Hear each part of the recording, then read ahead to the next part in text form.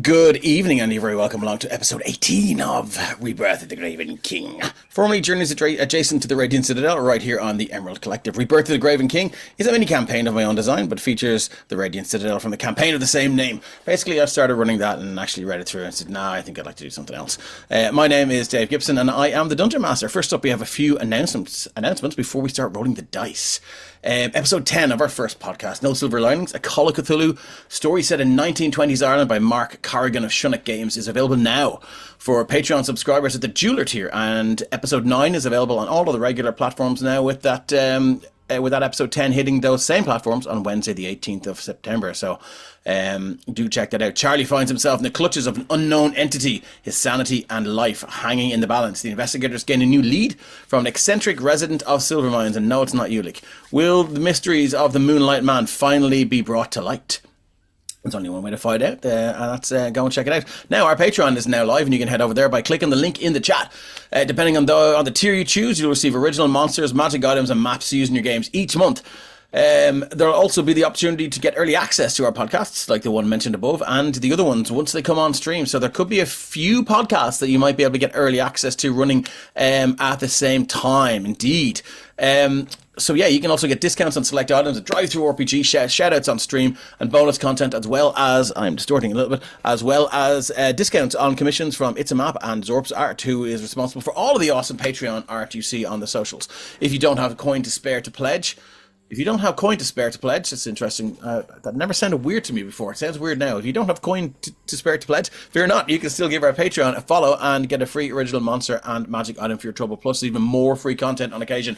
I usually, don't tell Kate behind me there, I usually drop the maps from the one-shots in there, so you can usually get them for free. So yeah. There's lots of free stuff, and yeah, so do check it out and say hi over on the Patreon. Hello, Hogan698, first time chat.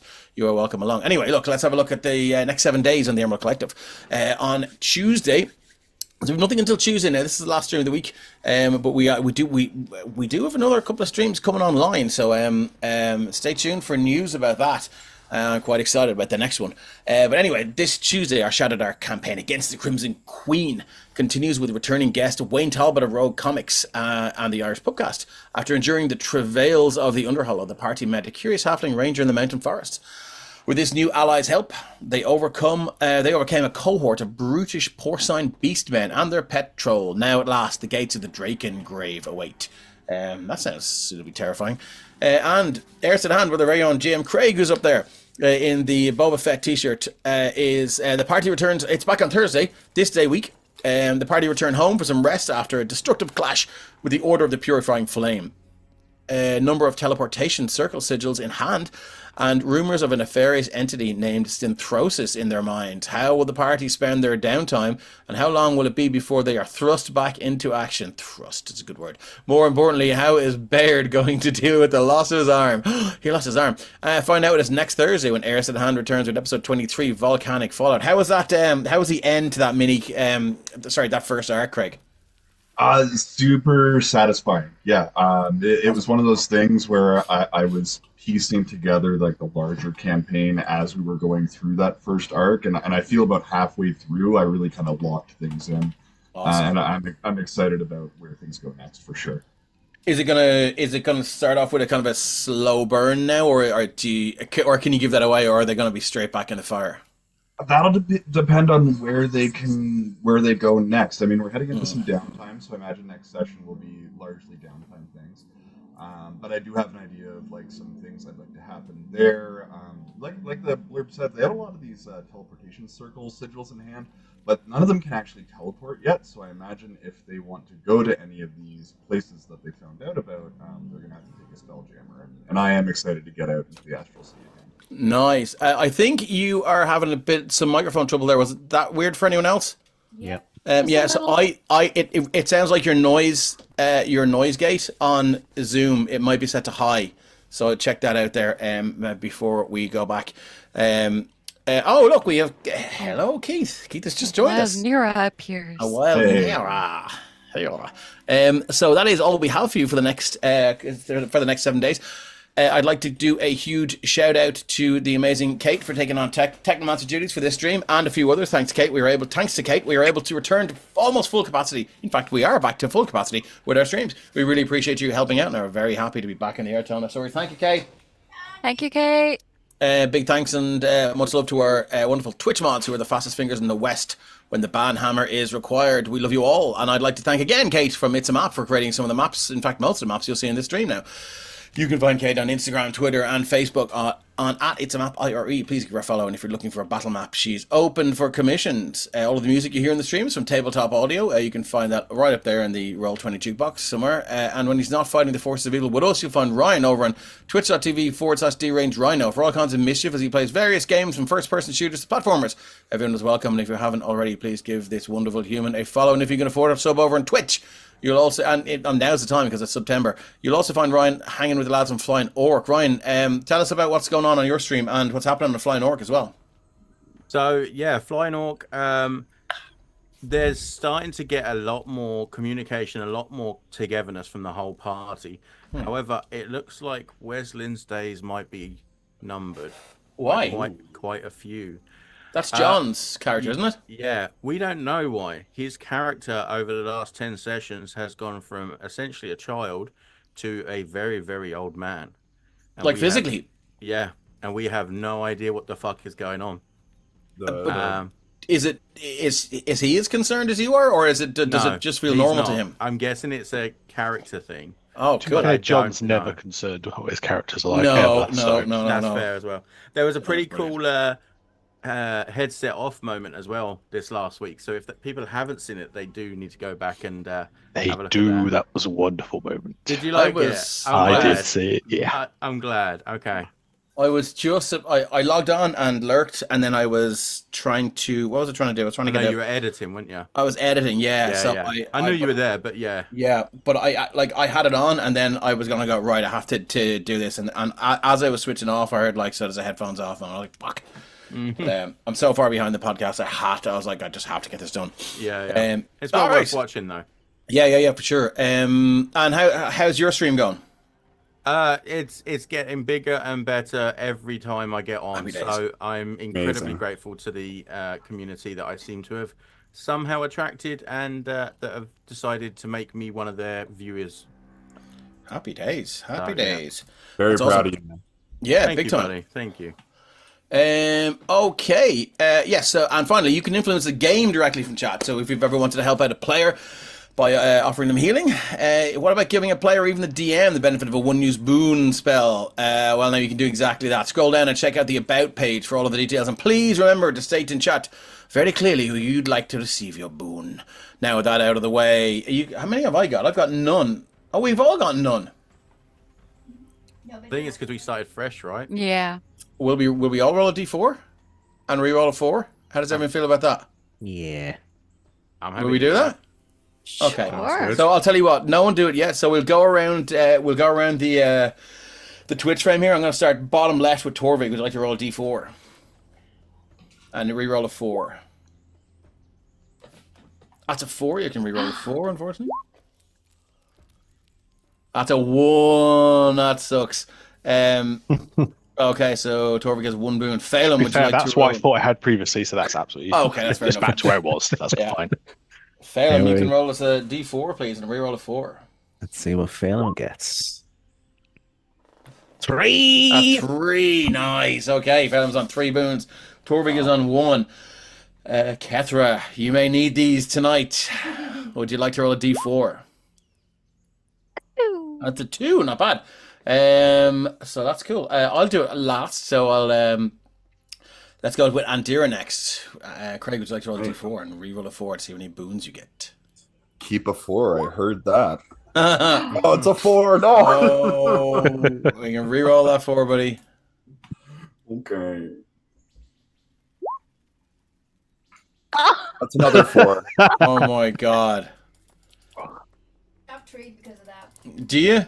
Yeah. Okay, that's fair enough then. Right, that's fair. Okay, 2 4s means a 3. That's fair enough. It's meant to be. Quick maths. Tom didn't roll 2. Okay, cool. 4 plus So 4 let's is move on to Nira then. Hello, can you hear me? Yeah. Can hear you. Yay! Hello. Mira. So we're rolling d4s to see how many boons we start with. Oh, that's a 4. If you roll another 4, you get an auto 3 boons. Come on, 4 or 3. Hey! Ooh, look at that. Nira's on 3 good boons. rolls out of the way for the night. That is amazing. And last but not least, Phoenix, Ryan, would you like to roll d4, please? You know it's going to be a fucking 1 now. It is. The dice cursor. Oh, I'll take they that. like That's not too bad. Okay, so I think it's only fair that Dave gets a D4 too.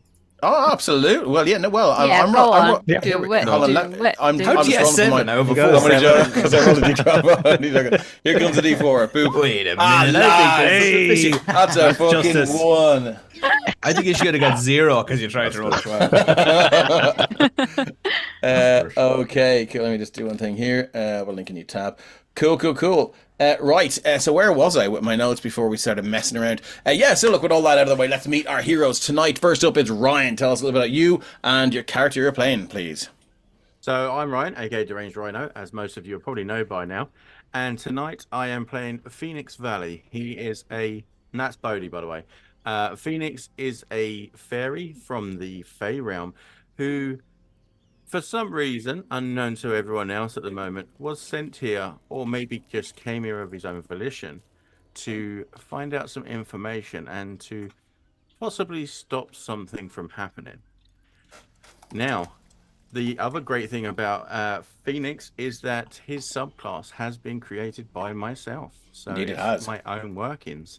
And you didn't get to see the newest addition to that last time, but hopefully you will today. Nice. Thanks, Ryan. Let's go with Tom next. Hello. You'll see me around all the socials as a reprobate gamer, generally getting in the way and causing mischief wherever I can do. For tonight's mischief, I shall mostly be the role of Torvig. He's the party's Minotaur Ranger, and right at the minute is about to have an argument with a somewhat sentient sword. We're not entirely sure. Would we go so far as to say Minotaur Ranger / hairdresser? Because you did do Depends what- Ketra's side shave for I her. have done Kethra side chambers last more episode. than once. That was the worst time Excellent. we'd So, ever done yeah, on yeah. it. But yes, it's Happy to say that you're getting close to being proficient in hairdressers tools. I'll hold you to that. That'd be a great skill to stick Yeah, with. definitely. Just sneak up on the sleeping ogre and give him a bowl cut. Instead of Tony and Guy, it's Torvig and Guy. Yeah. You'll find my partner. There we go. Thanks, Tom. Let's go, Paddy next. Paddy, you want to tell us about yourself and who you're playing? Yeah, Paddy is my name, and I'm not on socials because I'm banned on most of them, but I am here on Emerald Collective. I've been He's banned got a here. truth social account. Oh, that's a deep burn. They won't even have me. Make Phelim great again. I'm playing Captain Phelim Fontaine, a stout halfling. He's a little ball of vicious energy at times, but quite friendly person. He was obviously captain of a mercenary group, and he is now wandering with this group. And he has, in the past, picked up a sword that he used in the last episode if people were watching, and decided it was, because we needed to get blood, a good time to see exactly how it works and test it out on the big bull Torvik. Yeah. And now his mind is Ouch getting is what I probed. say to that thing. Very definitely ouch. Yeah. You gave him a bit of a nip with it as well. Thanks, Paddy. I think we'll go with Craig next. Tell us a bit about yourself. Hi all, I'm Craig. You can find me on socials at Craig7Darling. Mostly on Instagram is kind of where I'm most frequently, and all over the world, touring with my band, My Son the Hurricane. If you want to go check that out. I will be playing Andira Othanar tonight, a Shadarkai warlock committed in service to the Raven Queen, who over the last little bit has kind of gone from questioning why her patron would have sent her here in the first place, what she wanted, to even like questioning whether the Raven Queen even really believed she was up to the task, and after a conversation of sorts, has come away feeling a little bit better about it, a little bit more supported, maybe a bit more confident. Okay. Okay, let's go with Kira next. Sorry, Freya. Hello. Yes, I am Freya Raven Pride on all socials. You will find me there causing absolute chaos to everyone. I am playing Kethra. She is an Aluskan human fighter who is she's not a woman of many words. She is the taker of heads. She is, but now she's pouting in a corner The head because mistress. she she wishes her rolls haven't been great, so she's trying, that mighty, but then trips up on something, and it's so embarrassing for her. Yeah. But yeah, no, she's sulking in the corner right now. She doesn't want to talk to anybody because she knows she has to go through a door of water, and she doesn't like water. No. There's a load Bad of things nearly happen. headless Nicks just running around. You didn't quite get through it. Yeah. Thank you, Freya. And let's last but not least, let's go with Keith. Keith, would you like to tell us who you're playing tonight? Hello. Yes, my name is Keith, and I am playing Nira, the monk, one of the Kachi, or Tabaxi, or Tabaxis is maybe well known. Monks from the Guardian. He is a guardian of the gates of the otherworld, one of the cat people. And he went through the gate one time and went to the otherworld and got himself lost. And now he's wandering the various worlds looking for home, if it's still there. And now he's hanging out with all these incredibly crazy people, going on potentially yet another incredibly crazy adventure and having an incredibly crazy time. And courtesy of my enthusiasm from the last game, has turned into an extremely chaotic character. But I'm enjoying fun. it. So That's fun. So are we. What we're So here. chaotic. I love it. And Yeah. that's all that matters. Yes. All nice to be right. here. It Thanks can't for all having be button ups and straight laces, you know? Yeah, we need a bit of chaos in the party. me. Okay, Here, cool. can't tie knots, no laces. Let's do a little recap then.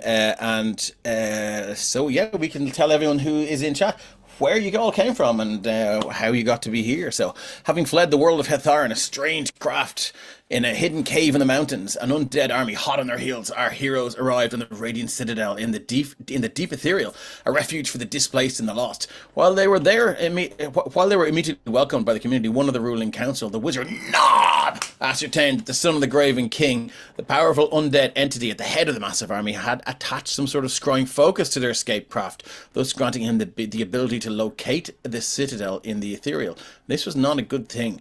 Agreeing to make the trip to the island of Garthas, the supposed birthplace of the son of the Graven King, the party had been tasked with retrieving any and all information regarding the source of his power and to return it to the council to form a plan to defend the citadel, as it is they've surmised he's probably on the way there, or finding a way to get there. Anyway, arriving in the island of Garthas, the party attracted the attention of Shazasthar, one of several malevolent entities left in place by the son of the Graven King, to protect any traces of his past. While battling the undead minions, his undead minions on a bridge, in an attempt to seek out his lair, the volcano at the center of the island erupted, covering the surrounding lands with a thick layer of black and grey cloud and completely obscuring the sun. What better environment could sunlight-sensitive undead ask for? So, having finally found their way to the lair of Shazasthar, the party have entered his welcome hall and begun to search for the way down in order to defeat this malevolent entity and learn something of the origins of the son of the Graven King. And while they were there, much fun and frolics happened, but most importantly, fun and frolics for me. Most importantly, Phalem's sword, Phalem's cursed sentient weapon, forced him to cut his own lying tongue, as it were. Shocking Phalem as to maybe the power it held over him, but in a flash of genius, our Ranger Torig decided to cast Detect Thoughts and detect two sets of thoughts. And that's where we left off, as Torvig decided to try and delve deeper into the second set of thoughts. So I'm not sure genius was the right word in this circumstance. Yeah. So, now that Shazasthar has the blood of every party member, what power will he hold over them? How many clean shirts does Phalem have left? And how will Kethra fare in the next room of Shazasthar's welcome hall, the one with the water sign on the door? There's only one way to find out. Let's play some D&D. All right. Now, so, Torvig, as you delve deeper, so do you want to just pop that spell back in the chat there? Does this weapon get a saving throw, or did I roll that last? I believe you rolled that last time, so we knew that we were Okay. pushing deeper. Okay, so you are pushing deeper. That's fine then. I will put it in the chat as a reminder there, yes.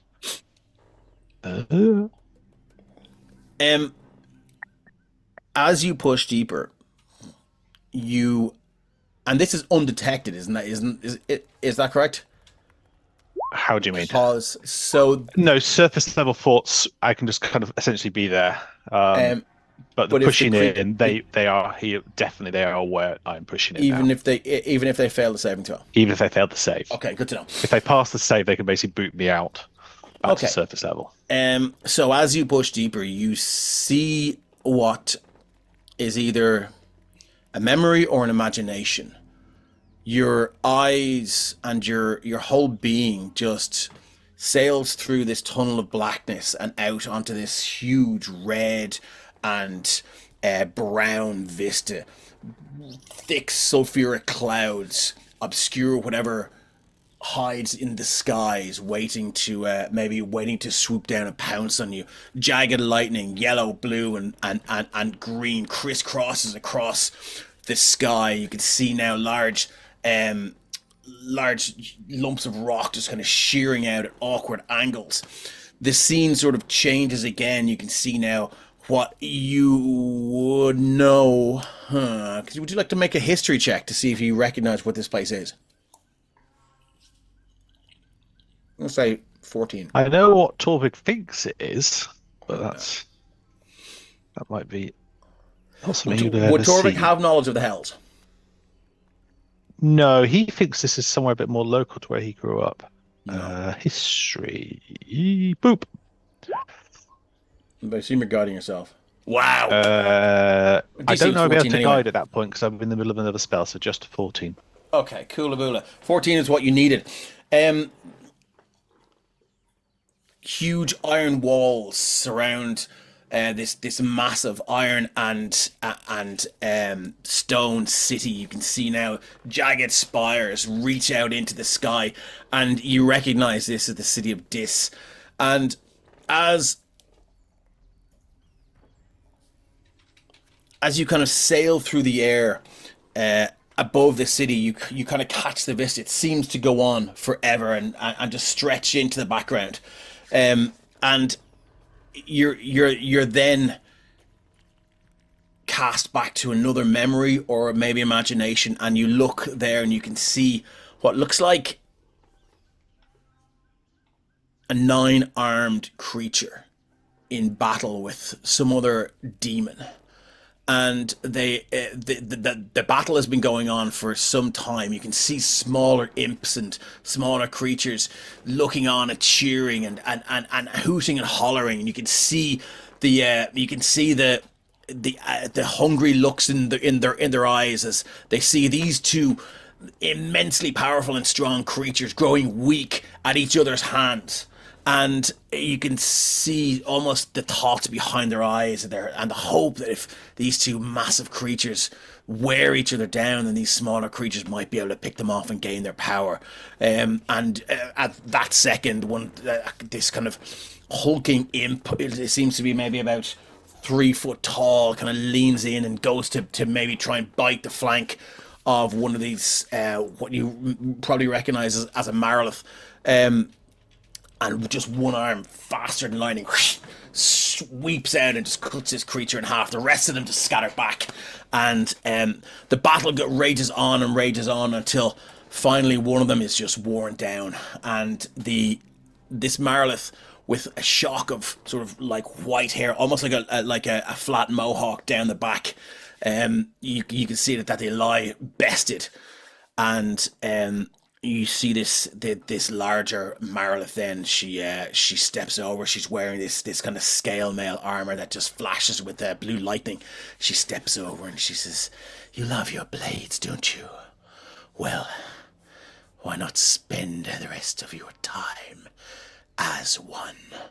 And you can see now a scroll is all of the rest of these devils just pounce in and hold this creature down. It's completely shattered down, weakened, and you can see now the magic of this scroll take effect. And one of these swords that was sort of batted out of one of the Marilith's hands, like just almost like with a force pull, just skitters across the flagstones and just lands beside her, and it upends and then just tip down straight through the chest. You can see lightning then begin to just emanate from the scroll, surround the sword and surround the Marlet. She screams in pain and agony, and you can see now the light leave her eyes, and then you just see all this blue lightning and fire just course up through the sword, this short sword, and the body just disappears. This sort of pile of ash. The sword just kind of spins around a little bit, and ding, ding, ding, ding, and the Marlith bends over and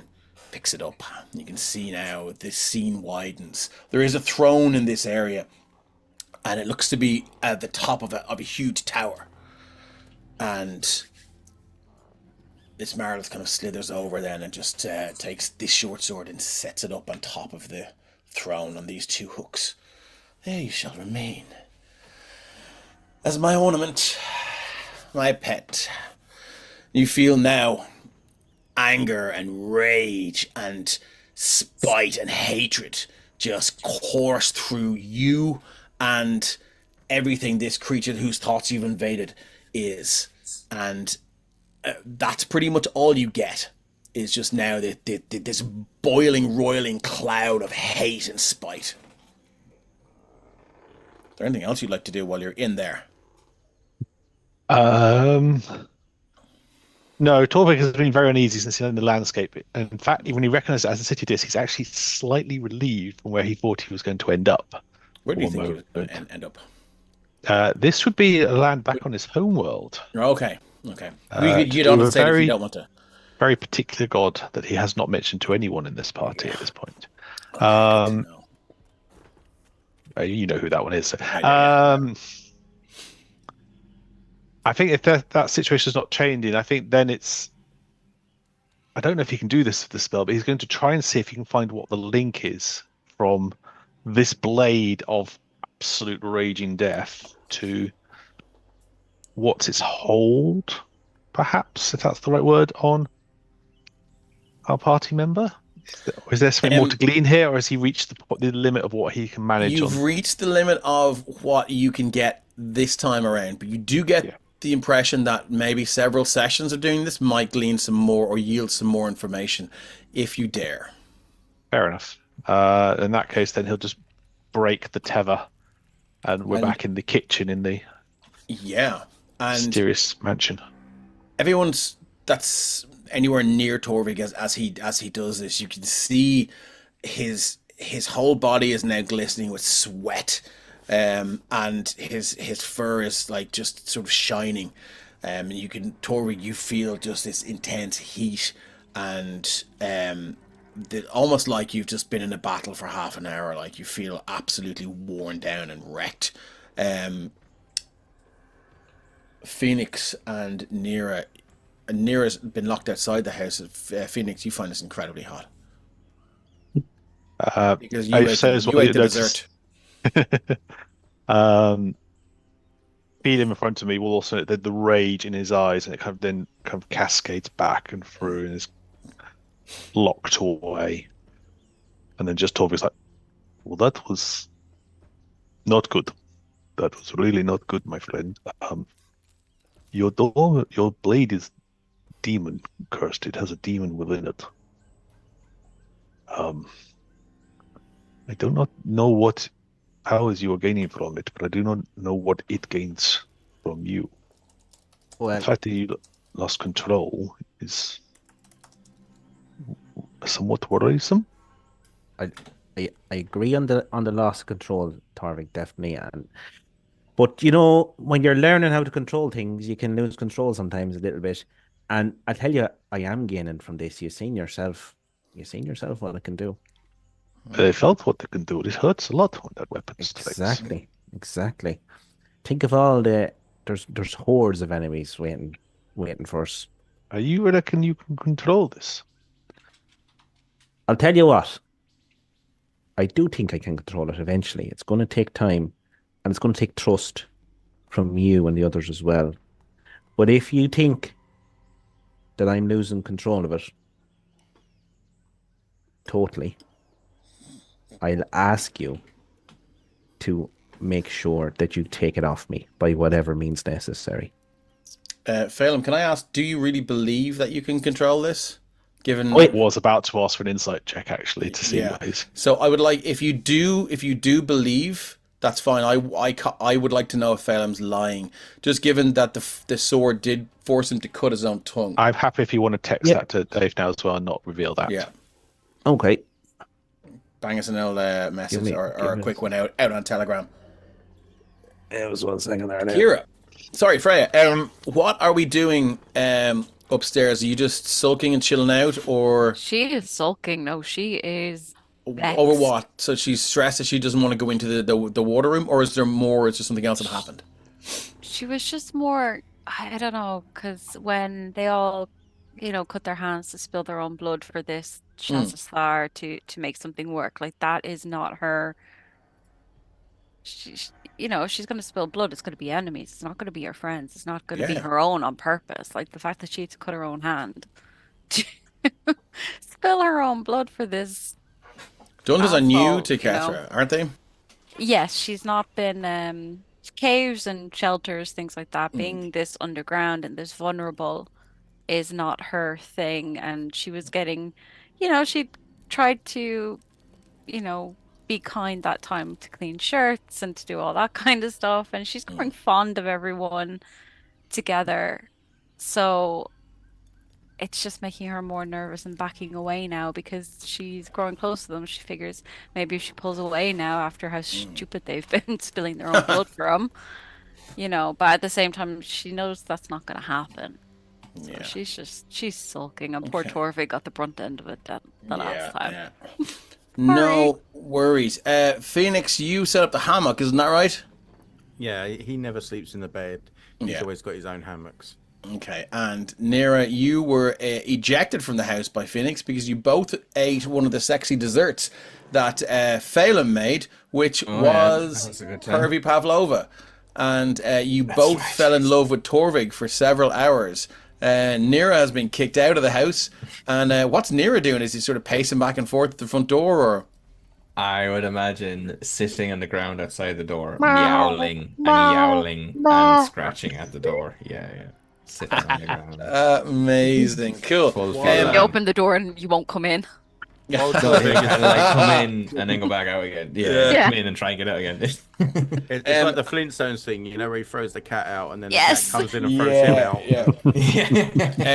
But also, while Torvig is sitting there, yeah, just randomly, this vine will come up over his back and start like rubbing his shoulders as I'm controlling it with my druid craft.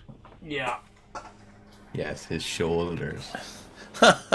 Wow. That's not even 9 o'clock. And people wonder why Kethra's upstairs in the room away. So, how's Andira feeling after? How's Andira feeling after that interaction with her goddess? I think she is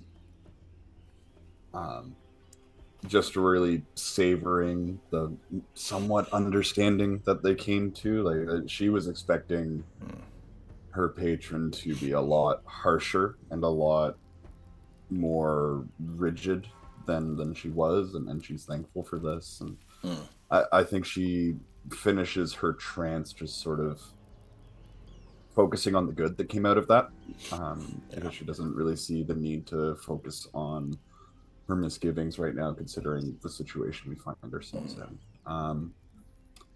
So I think that once her trance is finished and she gets her long list stuff, all that, she will get up and probably troll around, find something to eat, and maybe find a space where she can summon her packed weapon into like the shape of a quarterstaff and just sort of. Do not have the pavlova. I cannot recommend it. It's delicious. It's oyster pavlova, just for the record. Oh my gosh. Yeah, Andy will skip on that. Phelim frowns a little bit. Gives him the eyes. Okay. So I'm happy to say you all get the benefits of your long rest.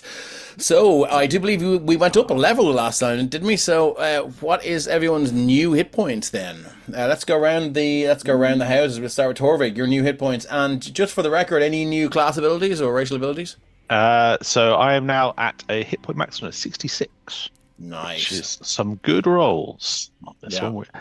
I do have a new class ability, which comes under this Fey Wandering thing, and we're going to save it until a little surprise I love for it. people. I love it. Okay, that's cool. Phelan, what's your new max hit points and any new class abilities or racial abilities? 61 is my new hit points, and my new abilities. I have some new maneuvers to try out, such as distracting strike and menacing attack. So Finn will now be able to do a bit more than trying to push people over the edges. Nice. Okay. Kethra, what's your new max hit points and have you any new class abilities? So max hit points now is only 59, Oh. but there's nothing new for her. Oh. She stayed as fighter for the moment. So what level fighter are you now? I am 6. I'm 1 barbarian. So shouldn't you get You another get a feat at You 6. should have gotten a feat at level 6. Oh, it didn't do that for me. We can do that later. Yeah, or you can improve your ability scores by 2, whatever you would prefer. So feel free to browse the feats if there's some downtime and just drag and drop. Thank you. You can't take any Dragonlance ones, unfortunately, because I have the Dragonlance book. They're not appropriate for this game. Cool, Abula. Let's move on to Andira. What's your max hit points now, and what, if any, class features did you get? So we're at a 53 hit point maximum right now. Respectable. Yeah, respectable. Feeling good about that. I did get a new Warlock invocation. So ND now has Eldritch Smite. Once per turn, when I hit a creature with my packed weapon, I can expend a Warlock spell slot to deal 1d8 force damage plus another 1d8 per level of the spell slot. So with my current 4th level slots, it's an extra 5d8 that she can stack on top of like the Booming Blade, Great Weapon Master. Like, yeah, it's just another layer to it. If you crit on that, that's insane. Yeah, it's absolute insanity. And then she did. Paladin Pal in the server is suddenly going, wait, I am called. I hear something that sounds like a smite. I've been summoned, but there's a darkness to it. Yeah. And she got a couple new spells as well as switched out an old one, but we're gonna hold on to those until we need them. Oh, is this possibly a Cobalt Press Deep Magic spell that we have? One of them is, yeah. Excellent. Sorry, excellent. 2 of them are. Oh, lovely. Yeah. Okay, let's go for Nero. What's your new max hit points, and what did you get, if any, when it comes to class abilities? Nira is at 52 hit points. Not bad. Is all right. Not too bad. And yeah, Nira has been kind of, as a monk, Nira's a bit of a hand-to-hand fighter, and we are essentially have been doing like a lot of fighting magical and like spiritual creatures and stuff like that. So they have at 7th level learned 2 things. One is evasion, which means they have learned how to dodge out of the way of a certain area of effects. Nice. Damage, such as Blue Dragon Lightning or a Fireball spell. So that helps them with that. And they've also learned Stillness of Mind, that lets them use an action to end one effect on themselves that is causing them to be charmed or frightened, which I think both of which are going to come in quite handy given the kind of things that we're going up against.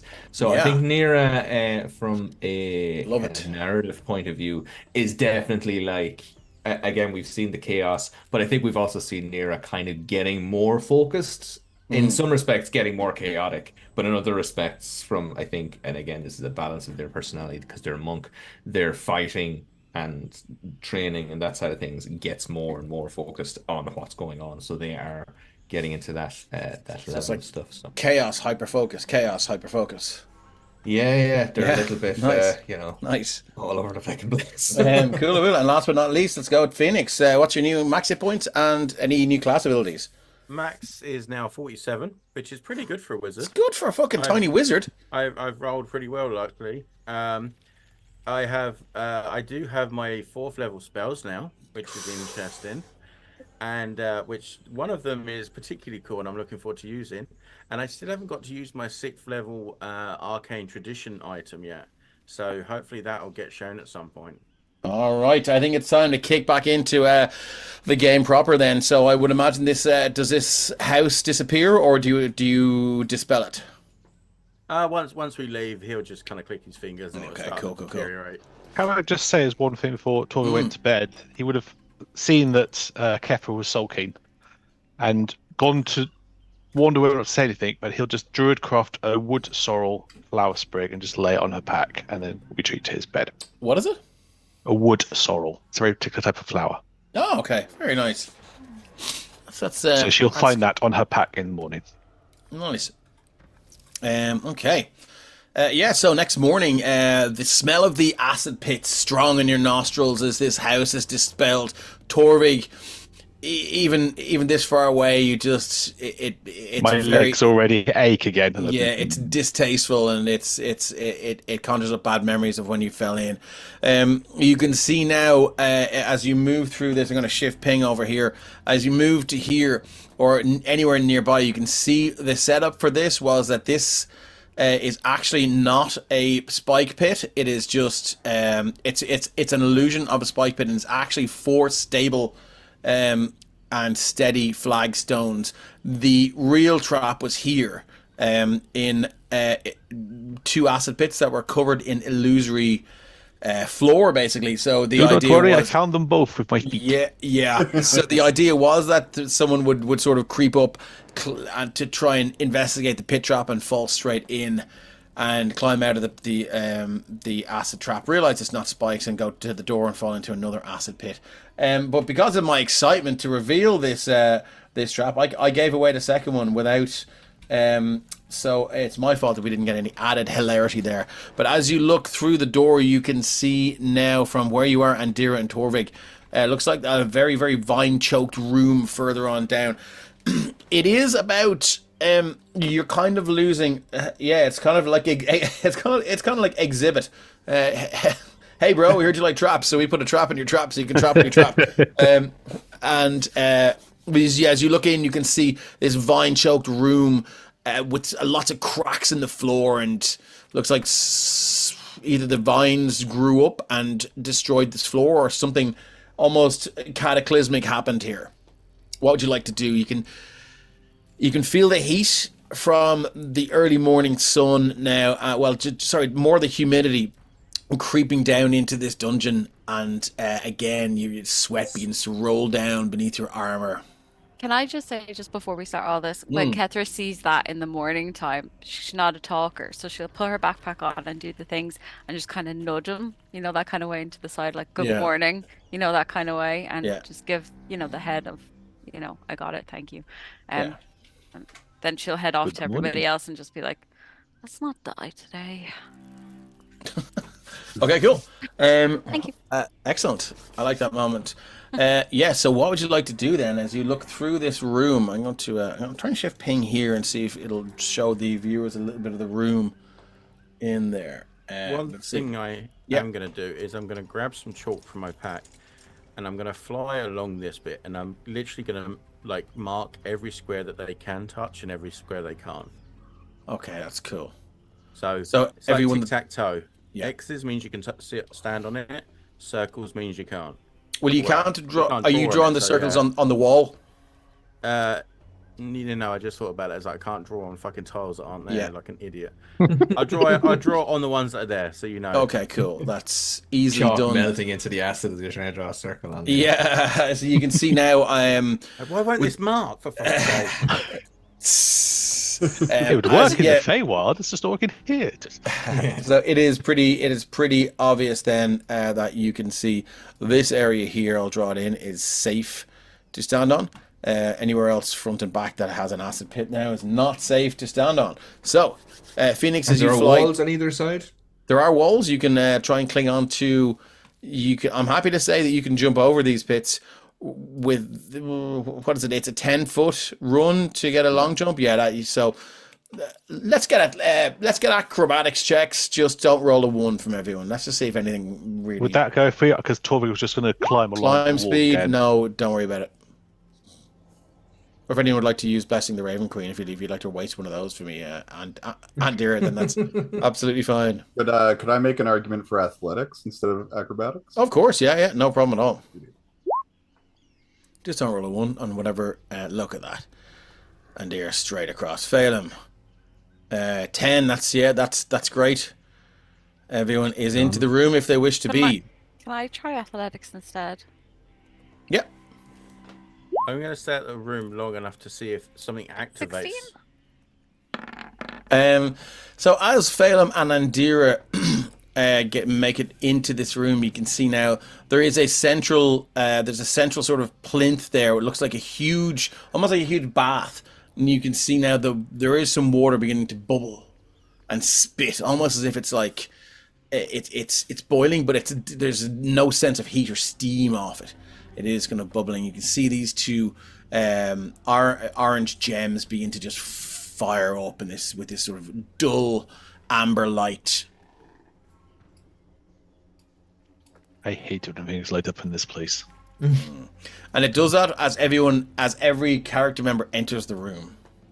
Each time does it get Yeah, so as someone walks in, the two of them flash. Or does it just get No, brighter? they just surge.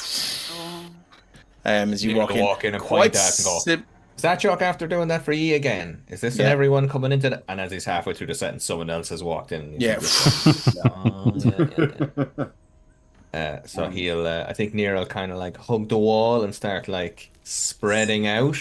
So I think he'd probably like try and get as far close to the bottom corner as no problem. With the okay, I was going to ask Phoenix if he was walking in. Flames. I will come in. Okay, cool. So so it took Phoenix a while to get in. Okay, so what happened there was when the last person entered, you can see these amber gems begin to dissipate and the light begin to die out, and it's almost completely gone out, and you can see Phoenix says, fuck it, I'll go back in, or I'll go in, and they flare again, and now they begin to just go out and dimmer and dimmer and dimmer and dimmer, and when they die, the door shuts, and again two of these bars line across the room. Why am I pinging everyone? Does it not die? Here we go.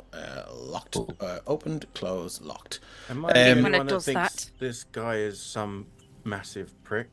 No? Oh, I cannot wait to take his head and So- drain the Right. blood from his I cannot body. wait to take you to take his head as well. Hopefully.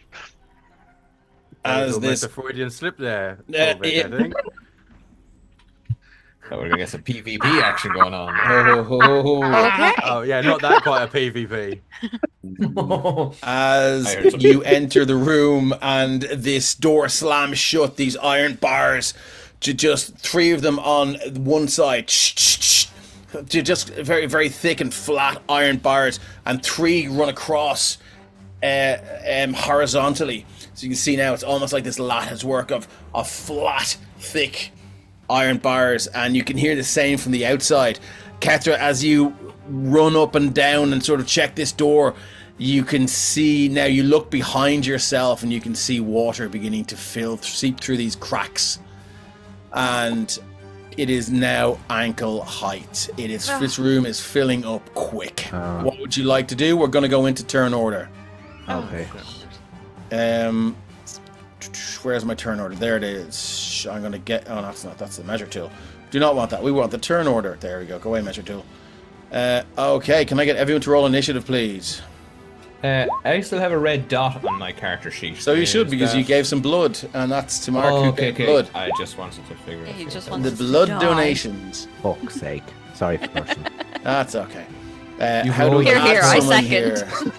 Bill that has is rolled as the torch. As a torch, as per... Life's Why? going to be pretty I'm so short sorry. for a torch in a fucking room that's filling with water, but you look at... how do I add a custom item? Jesus. Okay, I'm going to add water level, and that's going to be at 1. Oh no, don't remove turns. Cancel. There we go, add. So that should be at the bottom, and we give it a 1. And we are going to sort descending. So we can see now. Torvig, you were up first. What would you like to do? The water is now ankle height. You hear somewhere in the air. This is dry, I need the red dot reedy. attached to the torch, not your token.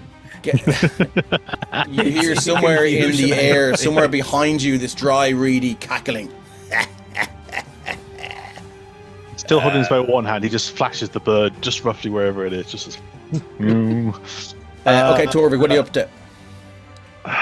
There's a slide to start with, free action, and then 5, 10, 15, 20 to this. Can I see to the bottom of this pool? Does it look like it's the same water? Does it look like something else? It looks like the same water that the room is filling up with. You can make a non-action perception check if you wish.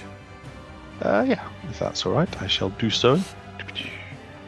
No guidance because this is that. Boop. That is a 10. Unfortunately, that is not enough, and you do not get to dodge this as this creature reaches out, and it is indeed what looks like. And I should hasten to add, the water here is ice cold. It is ice cold, and you can see now this this That's creature. still preferable to the humidity. So yeah, and it's kind of refreshing. Somewhat morbidly refreshing. You can see now this creature just reaches out. It's almost like the sound of boiling water as this thing just reaches out and takes a swipe at you as it is in the thing, and it jumps out into the now sort of it would be calf height, and it's going to make an attack. First of all, I'm going to add it to the turn order, but that is what it's going to be doing. that's not very friendly. Did it roll? I wish it was pretty plain. It's called Vanilla Ice. Okay, cool. Torvig, yeah, so it's going to make an out-of-action attack against you. It's just going to be one. Bear in mind, I have a weapon of warning, so it can't surprise me. I don't know if that excellent, cool. changes. So, no, I was going to give just it a so you're surprise aware. round. It can't surprise anyone within 30 feet of me. As a result, Well, then I'll just say that it takes a swipe. Your weapon does warn you, and it will go in turn. So if there's anything else you'd like to do with your action, you were now warned. You see this thing, and Kethra, this water is filling up fast. So it's right on top of me. That's really dull. I don't want to be right next to it. I will take an action to disengage. Can I disengage and go away from it? Would that be? I'm happy. Yeah, sorry, it would be there. Yeah, you can disengage and go away from it. And essentially, I will call out, "We have company," and he will back up this way. It's your action to disengage and get to there. No problem at all. Is that it for you? I'm just trying to remind myself, have I got any relevant bonus actions that I could usefully do at this time? Let's say no. Okay, moving on to this water elemental here. It is going to, it's right there by Andira. It's going to make a couple of attacks against you. Where is its character sheet? Here it is. Okay, look at that. All of its attacks are up there in a bar up the top left of roll 20. That's handy. It's going to make so the water, it's going to use a multi-attack. The elemental makes 2 slam attacks. First attack is coming at you like Cleopatra. That's a 10 to hit. not quite. And not quite. Second attack is a 14 to hit. Even closer, but still not quite. God damn it, that's all I can do. Moving on, Kethra Helder. You are stressed out. What are you doing, Kethra? He's freaking out. I'm not going to get into this business of making you do wisdom saving throws, because I think that's kind of shit unless it's like a backstory thing that we've agreed on. But I think you're kind of nailing this play wise. So you. Yeah, no, water is not her forte. But so up here in the corner, are they ivy vines? Are they going up the whole wall? Yes. Okay, so what she wants to do is move her movement 2 over by the wall, and she wants to start climbing up as much as she can. So she can only, from that movement to there is 25, so she can only get 5 up at the moment. But 5, 10, 15, 20. Yeah, okay, yeah. She just wants to get up out of the water a little, and she's just going to try and get as high as she can. And then what she's planning, she has a small plan. Okay. But we're just going to see how it goes. She just wants to get out of the water. but she's not going near that monster. Okay, is that it for you? Do you want to use your action then to move further? Oh, I could do, yes. Yeah. Could do. Okay, so what she's going to do while she's climbing the wall, she's shimmying.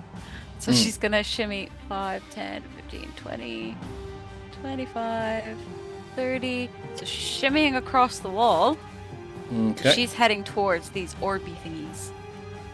Can I just check with folks that know the rules better than I do? If you are climbing, isn't your movement halved?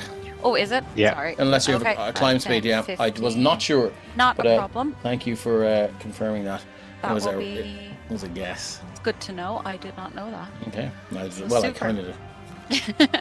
Yeah, she'll get to there, so she's just she's a little plan. She doesn't know if it'll work, but that's it. Okay. Moving on. Andira, what'd you like to do?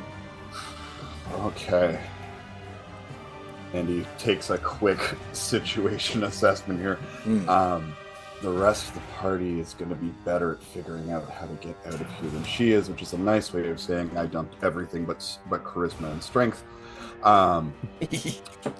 So, yeah, Andy will call out to the party and I'll hold it back as best I can. Figure out the damn room. And she's going to throw a hand up. This swirling pool of darkness begins to like writhe around her arm and kind of gathers above her and begins to grow. Eventually morphs into this like pair of just oversized like raven wings and kind of drape around her, covering her in this sort of ever-shifting like shadowy cloud as she casts Shadow of Moil. I'll throw that in the chat there for people in the roll 20. Wow. So essentially, the area around Andy turns to darkness. If it's dim light, turns to dim light. If it's bright light, I get all the benefits of being in a darkness spell, which I can see through, so I'll have advantage on attacks to hit, wow. but it won't be able to hit me. And if I take damage while this is up, it also does additional necrotic damage. Okay. And as this thing is right beside you, you can see it's almost half made of ice crystals, and there is a sort of a distinct aura of cold around it. Every time you are within 5 feet of it, you're going to take 2d4 cold damage. Okay. Right. So, and that will happen on your turn. So, everyone, please do remind me to do that. Sorry, it is. That's 6 points of cold damage. 6 points. We'll take that. And I need a con save right away. I'm probably gonna. Easy, no problem at all. So yeah, you do feel, and it's almost like these ice crystals are just sort of shooting out. And if you've ever like had a shovel of snow thrown in your face, those hard crystals, it is quite painful. And Andira, if that's it for you, or would you like to make an attack? No, that was your action. That was my action. Okay. With my What's your passive perception? Not great at that. 8 plus whiz plus 12, isn't it? Yeah, 12. Yeah. Yeah, cool. Unfortunately, so what's everyone else's passive perception? 17 for Torvig, 11. I gave Torvig an active perception check, so you will be able to use your passive next round. Anyone above 15 with a passive? Nope. 16 over here. 16. Inside this creature, you can see what looks like an orange, or sorry, a pulsing gem, very similar to the other key gems that you have. Excellent. Okay, is that it for Andira? Not quite. With excellent. my bonus action, I am now going to use Blessing of the Raven Queen. Yeah. I'm going to teleport to the other side of it, Love it. and that'll be it for Andy. All right, moving on. Nira, you're up. What'd you like to do?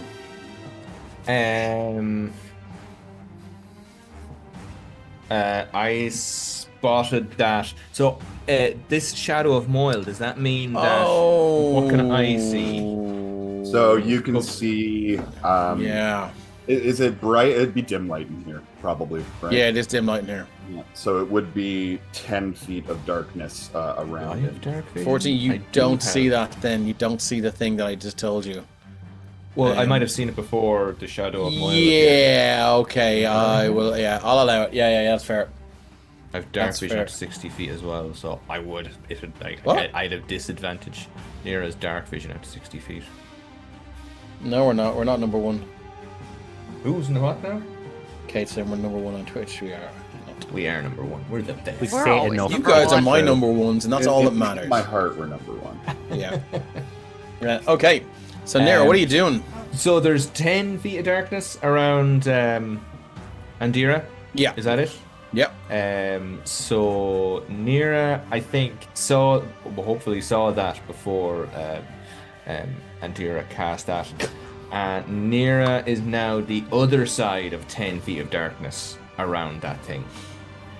Okay. So you want to move your think- token there?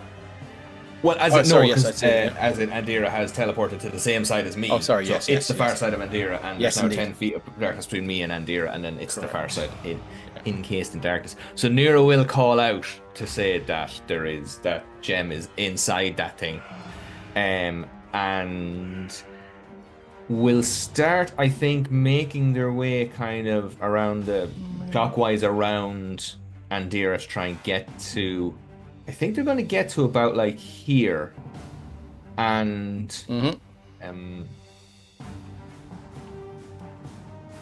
I think I might use. I think Nira's going to, they're going to call that out, and I think I want to do a bit of a look around the room, so I'm happy to use like my action or bonus action to do some perception-y stuff and ask about like the ceiling and that. Because remember in the last room, Nira shoved their arm into the mouth of the thing to pull out the thing and got like skin and fur torn off. So they're definitely going to be like, well, that's a good spot. And also in a room where the water's rising, they're going to be like, if the water keeps going, what's at the top of the room? You know, is there something at the top of the room? Okay. So I'm happy to use, as I say, and we can say that with the passive perception, so to just do a perception check with my go and kind of like use my Happy to 6 do that. seconds, whatever, to call out to everyone and kind of give them a heads up and stuff. Let's get your perception check. Because I'm now far away from that thing to go in attacking it with my little staff. So perception check. It's 18. 18. There's nothing specifically mechanical or trap-wise or anything of interest in the ceiling. You do notice that there is a lot of sort of lichen and biological life that would be growing on the ceiling, which would lead you to believe with an 18 that when this room fills up, excuse me, which would lead you to believe with with a perception of 18 that when this room fills up, it stays filled up for quite a while. Okay, excellent. And then the thing on the wall between the two Decorative doodads. Is there anything there? Remember the last time he was shoving his hand into the thing? I mean, there is a hole. You can certainly sort of almost like farmer examining the cow. You can certainly just stick the hand all the way into the shoulder if you wish. I'm sure I can reward you. Sure you can. For doing such an action. So Nira's going to call out anyway while they're heading over towards that. They are, of course, going to have to go over and stick their fucking hand in. But as they're heading in that direction, they're going to call out to everybody to say, first of all, hey guys, I think there's a gem in the middle of that water thing. You can't see it now because someone's did a shadow fart or something over there. But that's there. Also, I think looking at the ceiling, that when this place fills up, it fills up to the top, and I think it's going to stay up there for a while. So everyone, hold your breath in a while. I ain't going to stick my arm in here again. Nira, as you stick your hand in there, it goes all the way in. You have to reach in. Your shoulder is actually pressing up against this thing, but your hand clamps down on what looks like, if you can imagine, you know those taps that are like just like left and right, just like it's not with the forearms, it's just with the two arms. It is facing you here, and your fingers wrap around it. You can either turn it right or you can turn it left, or you can not turn it at all. What would you like to do? It would be your action to do that, so you can do that next round. Oh yes. Oh, I love it. Yes. So you can have a think about that and let the chaos fester. So next up, of course, it's Torch. What would Torch like to do? Torch. Torch, you are vulnerable to water, so that's Oh, you. hail the inanimate torch. Roll up a new torch. No more than failing with his lack of height. He's not enjoying this water at all. No, it is probably up to I'd say your hips now. I'd say so. So he's gonna hopefully it's big enough climb into this cauldron. It is yes, certainly big enough. You can climb into it.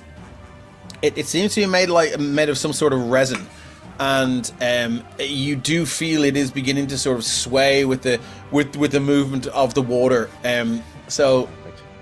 What else would you like to do?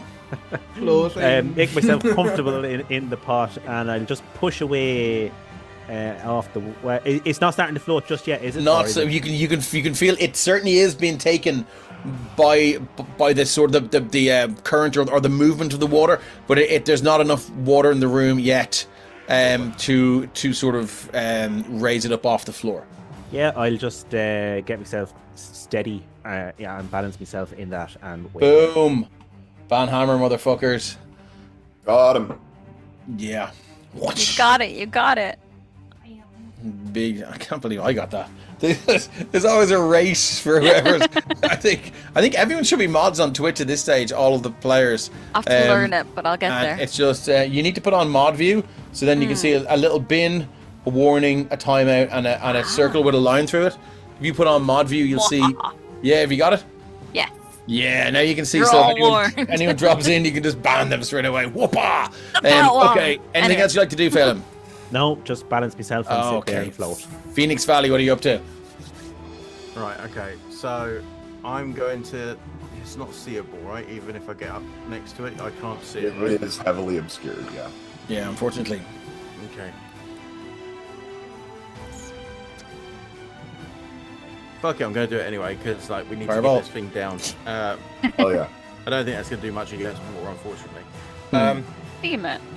So no, what everyone will see is as Phoenix brings out his wand that he usually has but never uses because he doesn't need to. He holds it in his hand and then he just does this movement, and as he does, it grows much longer into this bright purple water staff that's glowing light, almost like a certain Windu lightsaber. Oh, excellent. And then I'm going to go over and start trying to hit this thing. And for the audience, I have cast the Staff of Violet Fire. Ooh, what the fudge? Evocation level 4. You create a quarterstaff of pure necrotic energy that blazes with an intense purple light. It appears in your chosen hand. If you let it go, it disappears, so you can evoke it again as a bonus action if you have maintained concentration. This staff is an extremely unstable and impermanent magic item.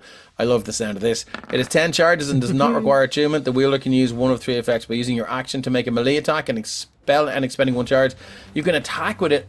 On a hit, it takes 5d10 necrotic. Where did you get this? One of the spells on your list. Wow. Okay, 5d10 necrotic damage. That seems. We're gonna have to revisit this. But This is a website called Your List. Yeah, .com. It's a level 4 spell, so that's fair enough. By expending 2 charges, you can release a bolt of necrotic fire against up to 3 targets as range for 1d8 plus 4. That's okay. Staff disappears. Okay, yeah, fuck it. Yeah, go. Let's do it because you have to get into melee combat. So yeah, that's the thing. It puts me. I'm here for that. To do that. Okay, so roll to hit, and you're at disadvantage. I don't know what my Look over near his jaw is on the ground and their eyes have turned into 2 hearts when they see this super lightsaber staff. They're like, So you make an attack with a 16? No, it's disadvantage, right? So it's 6. Yeah, sorry, 6. Unfortunately, yeah, that is a miss. It swings wide. You do feel that cold though at the start of your turn. You will take 2d4 points of damage because you moved in. That's 5 points of cold damage. You can get a sense of where this thing is, but it does seem to sort of just it's amorphous, and it doesn't seem to have a sort of any kind of permanent shape. It keeps sort of changing shape and almost crashing back into the water and surging back out again. Okay. Anything else you'd like to do? No, that would be it. Okay, let me just check and see how these things feel about necrotic. Okay, that's interesting. The water level now rises a little bit higher, and Phelim, you feel your little boat begin to just be carried up by this by this. Now, it's not designed to be a boat, so you are going to have to maintain some sort of balance here. So I'm going to need an acrobatics check from you every round. You need to beat an 8 to try and keep this. If you at the start of your turn, and if you do not meet that 8, your little boat will capsize. Okay. All right. Moving on then from the water level, we're not. So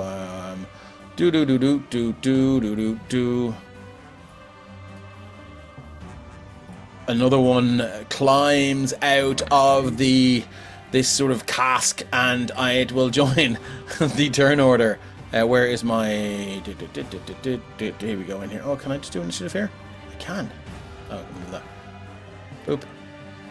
Lovely, that's an 18. Let's reorder the turn order.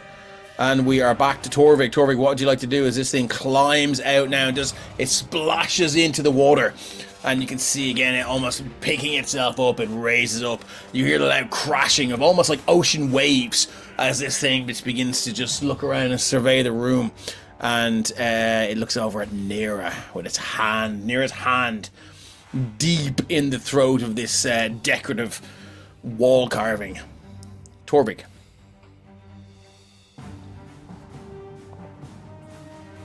You are muted.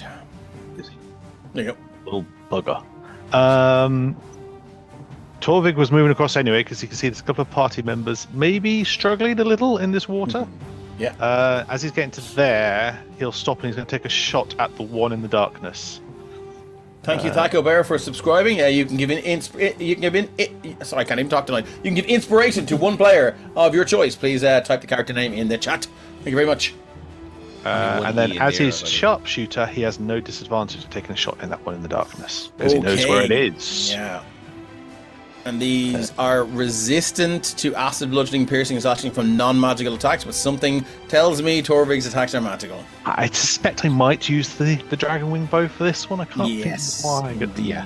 So 18 to hit. Oh, sorry, no. That's initiative. How is it 22? How is it 22? Let's find out. I'm pretty sure its AC is shit. It's 14. That is a hit. So for 20... No, sorry, that's how much damage is going to do. That will be 11 months. We're nearly 1 year old, Taco Bear. Isn't that crazy? How are we nearly 1? Time flies when you're having fun. So that would be 4 psychic, 6 acid, and 11 magical piercing. So it says it has resistance to acid. And then there's a semicolon, bludgeoning, piercing, and slashing from non-magical attacks. So I assume it is resistant to 15 points of damage. So 18 points damage total. 18 points of damage. So the acid will be then at half. 4. Yeah. Okay. Cool. As this shoots through, you can't see the effect, but you do hear a sizzle. And Dira, it goes through and through. It shoots through this water elemental and fires out the other side. You just hear this. Whoosh, as an arrow sails by your ear, and that was close. Anything else for Torvik? Second attack. Second shot. It's only because I know where it is in this thing. If it moves too far around, yeah, I'll be semi-blind. Might as well shoot again. That worked.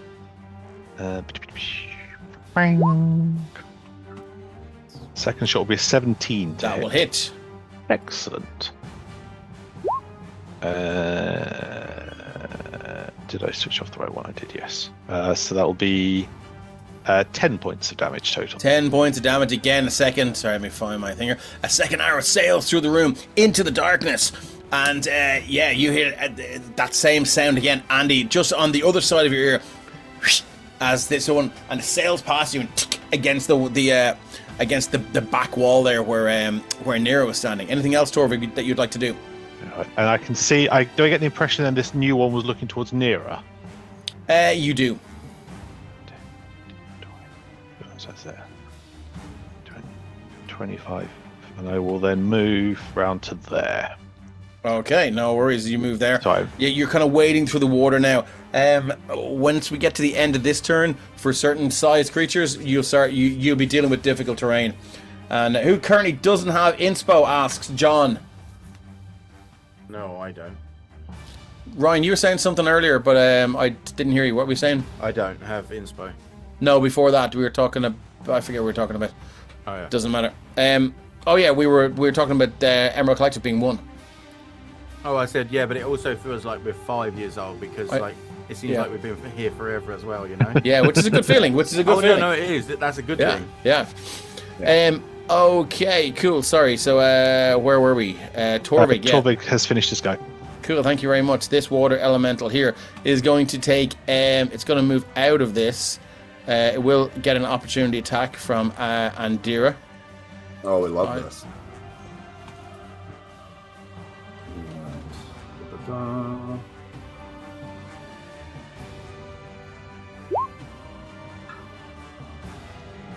17 will hit for 13 slashing. 13 slashing.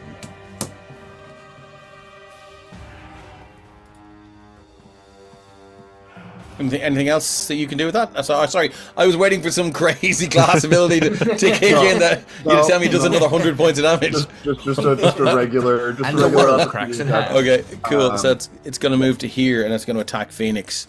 Here comes the multi attack. So the elemental makes 2 attack. Slam. Obscured as well. Yes. No, it can. I would argue it can see a bit of you there, given where you are. Okay. Would you guys agree? I can't see the aura, so It's 10 feet out, I think, isn't it? Yeah, but if you zoom in there, yeah, I would argue that I can see a little bit of that's fine. That's Phoenix. That's cool. Is that right? With the oh no, hold on, because we've talked about this before. It should be like a square, shouldn't it? Or is it a globe? That's why Steve always does. Yeah, no, that's fair. I'm happy to say then. Well, if it can't see you, then it's gonna keep moving out towards someone it can see. Would you like to make an attack of opportunity as it heads towards Kethra? Yeah, can do. Is this with your super duper crazy ass necrotic spell? That's a 17 to hit. Nice. Ooh, shit. So That's a hit. What was it again? It was Fucking 5d8 or something? 5d10. 5d10. Holy shit. So it takes 22 points of necrotic damage. Jesus. Nice. Just as a wisp through the shadow, you see this purple blur, and it's just. And as you, it's like a slap with, like the monk's fucking cane. yeah. They get that nice whip on it. It's that kind of feeling to it. Someone please throw a flower into the water elemental, make some bap elementals. This is Dino Pikes. As you hit this thing now, you can see the ice crystals that have been flowing around it. They all darken and just take on this grey and brownish yellow tint. And you can see now the thing gets kind of visibly smaller, but not small enough as it makes its way towards Kethra. Kethra, if you think water is bad enough, you see the water literally rise out, take on a shape, take on a personality, and then just try and swing at you. You can see that you can hear the sound of rushing waves, and almost feels like there's a tidal wave about to just emerge and crash over you as this thing swings twice. We are going to make 2 slam attacks. Boop boop. 26 and a 14. Both, yeah. You're going to take 35 points of bludgeoning damage, Kethra, as this thing psychic goes damage off the back of that. bang. Yeah. As you just feel the water, it literally does wash over you, and you find yourself trying to breathe. Yeah, it hurts. That's all it can do, though, thankfully. This water elemental is going to move towards... so where are we going? It sees Tor. Should we go straight for Torvig, seeing as he's the closest target? Actually, would he? No, he wouldn't. They. Water elementals do not have any kind of gender. So it was there. It's going to go 5, 10. It's going to move in here. And it's going to make 2 attacks against Nira, because Nira has his hand in the in the carving, which is not good for it. Oh, hold on. Is that like that could be disadvantage? I think I might move into your space. Oh, that's what I should have done with Kethra. Yeah, that's what we do next time. I think no, it's just going to make 2 slam attacks. Let's keep it simple. Slam, boop, boop. That is a 23 and a 25, my friend. Oh yeah. Okay, 13 and 13, 26 points of bludgeoning damage.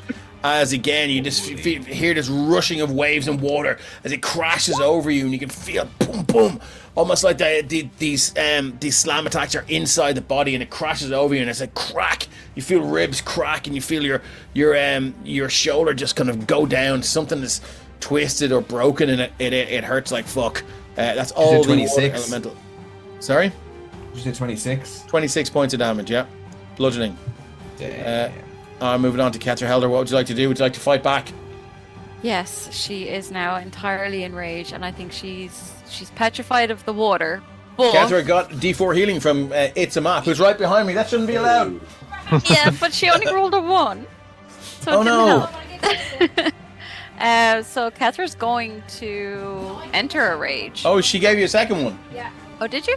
Another D4, yeah. But you can roll out a turn because these are our rules here on the Emerald Collective. So right now she's entering her rage. Yeah. She's very pissed. She's going to jump down from her splash thing into the water. You land in the water. It's almost like freezing. it's free. It's ice cold, and it's almost like when you drop a rock into the water and it goes plunk and splashes back up. It does that, and it shoots up your nose.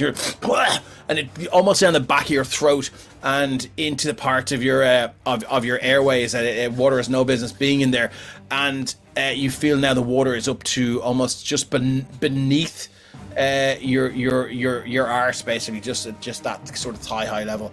Yeah, do you remember when you were a kid and you used to jump into the water really cold and you'd get that feeling all in you, and you're just like, oh, yeah, that's exactly what. That's a really good idea. I should start doing con saves, shouldn't I? No. No. Okay. So what would you like to do, Kethra? You jump down now. Yeah. So she's feeling like that, but this thing is glaring over her. She's entered her rage. She's going to take out the flame tongue longsword. Okay. And she's going to two-hand it. Two-hander. And she's just screaming at this thing out of pure fear and anger. So we'll see how it goes. That is a 22 to hit, which is a hit. 7 slashing and 6 fire. Fire does not affect this thing. Sorry, fire does not affect it adversely. Okay. So you do the. Sorry, I am using the wrong words. It's not immune to fire, and fire works normally against this creature. I had a look at the stats. So yeah, as this blade shoots through with your first attack, 13 points of damage. You see it comes out the other end, and the other side, and it's you can see the ice crystals begin to dissolve and melt inside this creature. If it had a mouth or lungs with which to scream, it would. But it almost looms higher over you now. You can take your second attack. Would it have kind of eyes? Or like yes, sure. Look, let's shift C. I feel like it does. Look at that. Yeah. Got a kind of a face on it. Oh, yeah. So yeah. She's gonna stare at in the eyes. You accurately described the expression. The master of exposition. It's uncanny, Dave. 18? 18 is a hit for another 16 points of damage. Kethra, that is some impressive damage. What would you like to do next? There's not much she can do. She's just going to stand her ground with it just there. Okay. Moving on to Andira. Sorry. Yeah. Okay, cool. Yeah, Andira. Alrighty. Well, there's more tendon to that one. Kethra's looking rough. She's giving it hell. Let's go help Kethra out. Get in the way here. That isn't gonna keep herself obscured, but keep enough of the elemental visible so that other people can get to it. She can be 10 feet away with her pack weapon, which is in a glaive. Nice. Okay. With my bonus action, I'm going to place the Hexblade's Curse up on this water elemental. Get a bit of a damage bump, and I crit on a 19 or a 20. And we're gonna attack with said pack weapon. First is gonna be a booming blade.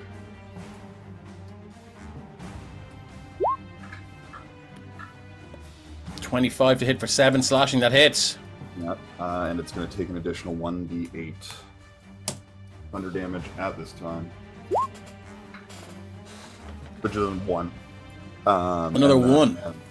With my Eldritch improved pack weapon, I can make a second attack, and I'm going to do that. No booming blade this time. Okay. But we are going to use Great Weapon Master on this one, so I'm going to subtract 5 from the hit.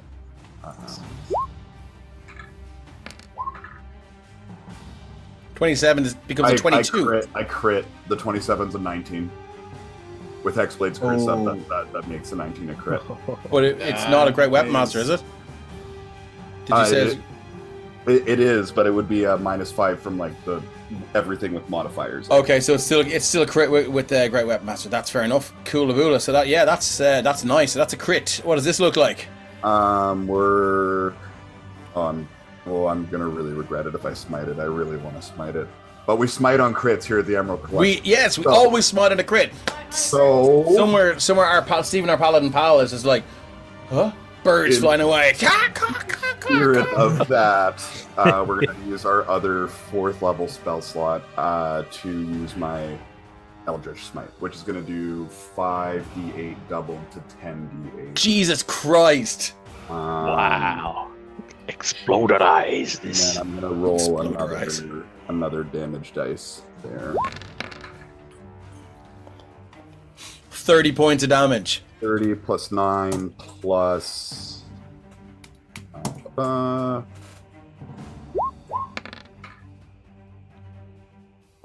another 3 all in, because it wouldn't be 33, 42 points of damage. Plus you get to roll D100 for the... Well, it doesn't matter, because you have... What does this look like when you absolutely obliterate this creature? Jeez, what does it look like? I think kind of moving into position, maybe like the darkness kind of crosses over it a bit. It kind of shifts its attention behind for a moment, and by the time it does, Andy's already kind of cleaving up with her glaive and kind of splits this thing in two, and it kind of crashes as 2 waves in either direction. As this creature just splits in 2, Kethra, the panic subsides a little bit, but it almost surges back up as you see now this orange gem just drop into the water, and it's almost like a current drags it straight over and inside this next one. Now this creature... It goes straight into the other one? It goes straight in, almost through this funnel of water. If somebody would like to hold their action next to this creature, they can make a roll to do so. But if you haven't held an action, it will be drawn into the next available water elemental. So it's your choice. If you feel like you're getting it sort of down to killable hit points, then you can certainly give that a go. Is that it for Andira? We've used our movement, we used that. We've already used one Blessing the Raven Queen. No, she's gonna stay where she is for the moment. Okay. And that'll be it. Nera, you have your hand deep inside the mouth of this carving now, all the way up to your shoulder. You are getting flashbacks of the last time you did something like this, but your hand, your finger, or your little tabaxi claws, glitter claws, just reach and fold around this almost like a tap or a handle that you can turn either right or left. What way would you like to turn it, if any? You are not compelled to do so. Ari, yeah, but sure, look at. We might as well. Something interesting's bound to happen. I am going to. What am I going to do? I'm going to turn it clockwise. Okay. I was going to tell Kate what it was, just so there would be no cheating. But I tell you what we're going to do. You wouldn't cheat, Dave. You wouldn't know how to. No. What I will do, because I didn't get the opportunity to do that, and you couldn't have known that either, I will say on odds it's good, on evens it's bad. If you want to roll a d20 odds, or Before you can tell me that, what you prefer. No, but we can do that. Before we do that, I didn't. It was foolish of me. I didn't take any cold damage at the end of the last round. Oh, thank you for that. Here's a 2d4. That's a definitely could use. That's more 8 points of cold damage. Already suffered. So Nira is standing little bits of ice forming on their like absolutely saturated fur, which is like cartoonishly hanging down. Nira looks like about half the size they already are. If there was a door, you would be hanging off it right now. Yeah. Floating in the room. Completely miserable, freezing, shivering, little icicles forming on the end of their chin, and they've still like stubbornly got this fucking little valve in their hand. Yeah. And so you're gonna turn it. Yeah. So would you like to tell me odds or even, like odds favorable, evens favorable? Which would you odds like? on. Odds are favorable. Odds are favorable. Roll d20 and tell me if it's good or bad. Odds are good. Evens are bad. Evens are bad. As you turn this in, clunk, clunk, clunk, clunk, clunk, clunk, clunk. You're just like. I think this is working. I think this is working. It's not working. It's not working. It's not working. It snaps out of your hand and is drawn back into the mechanism, and you see now the room begin to fill up twice as fast. If you had, I might have done that. If you'd have turned it the other way, it would have slowed the flow of the water. But now you've doubled it. So there are about, well, I won't say how many turns left, but not a lot. Less you than there guys was. to About try half as many as there were. Yeah. So Nira's going to let go of that. That was your action. Yeah. Yeah, going to call to Torvig. I'm going to say with the 16 passive perception that Nira has seen the gem, because I think they would have had their eye on that as well. Yeah. Shooting up into this thing. So he's going to call over, Torvig, you've seen that, haven't you? And is going to circle around to hopefully give Torvig advantage again. I don't know. Yeah, that's absolutely fine. Everyone, we are now. Sorry, at the end of this round, small creatures will be submerged. So you will be swimming. Medium creatures will be looking at difficult terrain now, as the water will be up to your like waist high, almost chest high now. Perfect. Nira sloshes around. Yeah. And there's Okay. fireball and keeping firm eyes on that thing, and being very cold in this room. Phelan. Me to take more damage, cold damage then? No, it's at the start of your turn, so that's okay. Oh, sorry, yes, because we didn't do that, yes. Here comes 2d4, coming at you like Cleopatra, another 5 points of cold damage. You are hurting, Nira. I am. You are hurting. Oh, shit. Phelan Fontaine, you are up, buddy, and can I get an acrobatics check, DC 8? Yeah, can indeed. To stay afloat in your little 12, yeah, you managed to do it. Oh. I'm going to say you because you made it. If you're using any kind of like your short sword to, now I can't imagine that the sentient short sword is going to enjoy being used as a paddle, but you can certainly use that to try and paddle your way over towards something. Happy to say you have full movement here because you're not wading through the water, you're floating through it. Where would you like to go in your little boat? I've got a bit of movement, so I'm going to, let me see, I'm going to go down this way. Oh, that's not, yeah, down this way. Yeah. Straight down. And let's see if we get there first. Fails and paddling along in his little canoe. Yeah, he's getting cocky. he's got one little foot on the rim, and he's humming away to himself. Oh, I'd love to see someone draw this. Now, before I do it, Nels, is this thing here that he had his hand in? Was that the only hole in it? Yes. And it's okay. That's fair enough. Well, then I'm going to give this. Where are the orbs in it? The orb is dead center in the middle of this creature. Okay. Well, what I will do is pull up beside it, and I will give it a whip of the vicious short sword. A whip of the vicious short sword, no problem. Roll to hit. 20 to hit for 7 piercing. That will hit it. It's magical, so yeah, it's going to take that. You just swipe the short sword through, almost in a slashing motion instead of a piercing one. You can see now it does do some sort of magical damage.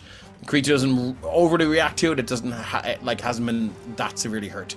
Lovely stuff. And then I'm going to give it another slash with my second attack, or my other hand. Mm-hmm.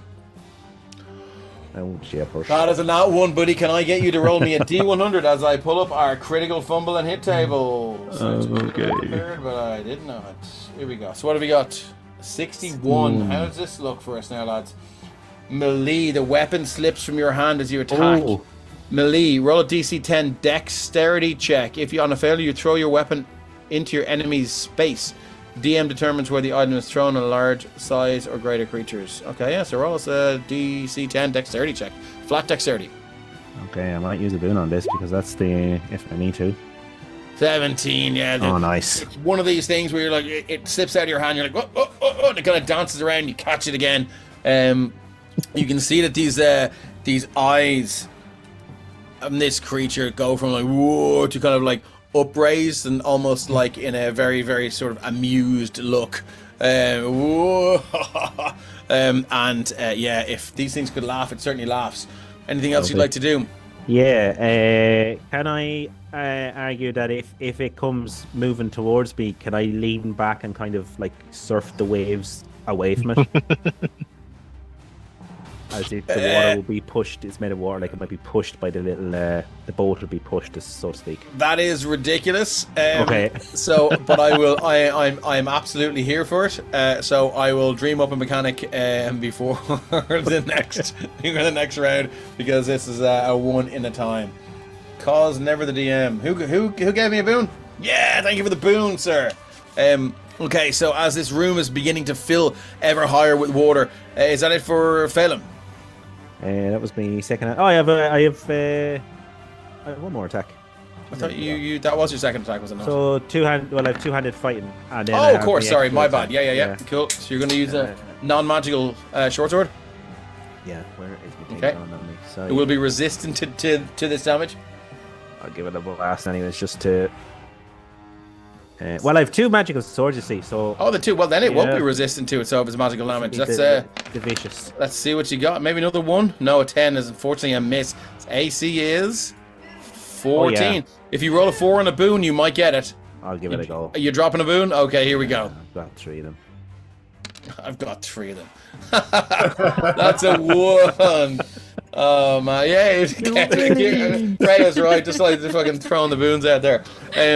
Fortunately, yeah, it sweeps by. You can see now that the water is sort of now the water is sort of water level's higher. This thing can sort of merge in and out of the pool of water as it's sort of in many different areas, and it's becoming harder to hit. That's thematic. Its AC is not increased. Is that it for you? That's it. Phoenix Valley. If I was to move to this space, because one, he was facing Nero when Nero's over here, past Phelim's just attacked it, would that be flanking him? I would say that you have. Okay. If it's a huge creature, can several people get flanking? What's the rule? I feel like Tom would know this. I feel as long as you're across from each other, I would think so. Yeah, I think that's the sort of disadvantage of being a huge creature or a large creature. So yeah, let's do it. Okay, well in that case, there's my first D20, there's my second, and they're both shit, so don't worry about that. Okay, Nira, I'd see it's a map. Give you 1d4 healing. Thanks. I could really use it. Do you know what would be really fucking insulting if these bits are coming out of our joint account and we're both healing you? That's a fucking 4 curses. Don't worry, it's not a joint account. It's your credit card. Yeah. Let me tell you, there's not much room on that thing right now. So, yeah. Okay, cool. Phoenix, is there anything else you'd like to do? I'm useless at this point. I can't really do much here. The water level has risen yet again. I don't know why it's going up on the initiative order, but I'll just change it back down. The water level has risen extra fast this time as the flow coming through the cracks and out of this urn or sort of container here. It does a rush of water now. You can barely hear each other screaming or shouting or calling instructions. And any medium-sized creature you're now up to your neck in it.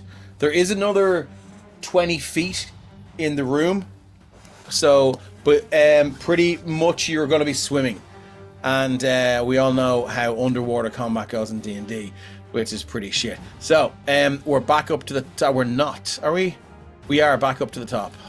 Nah. Torvig.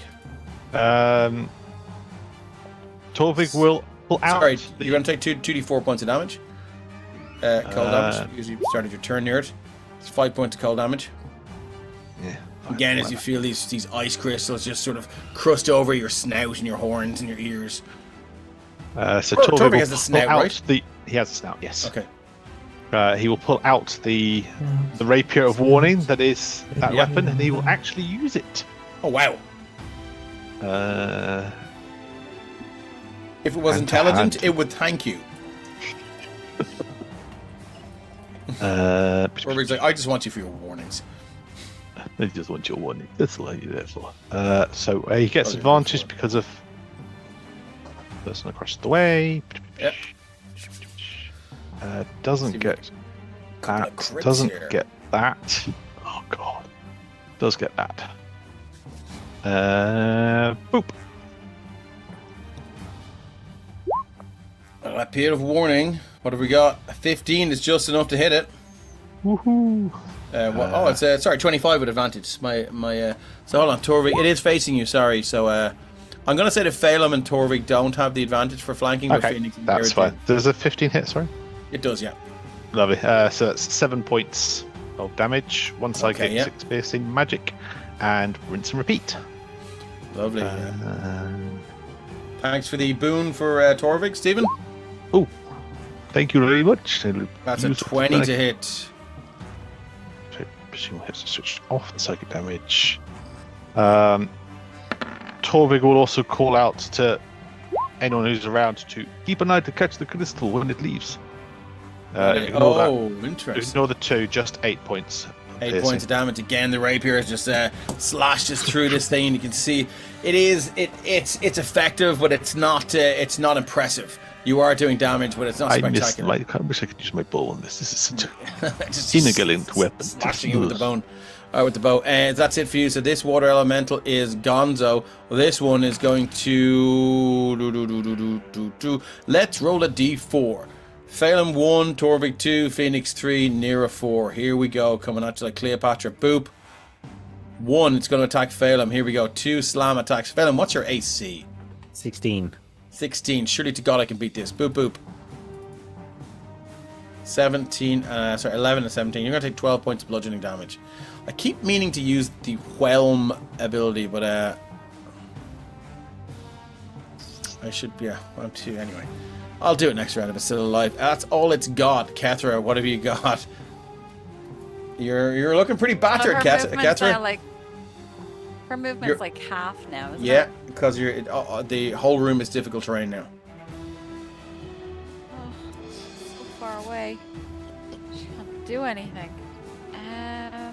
So what do you got? 30 feet of movement, 5, 10, 15. You can get to there. Yeah, it's not close enough. You have scoopered her plans. What did you say?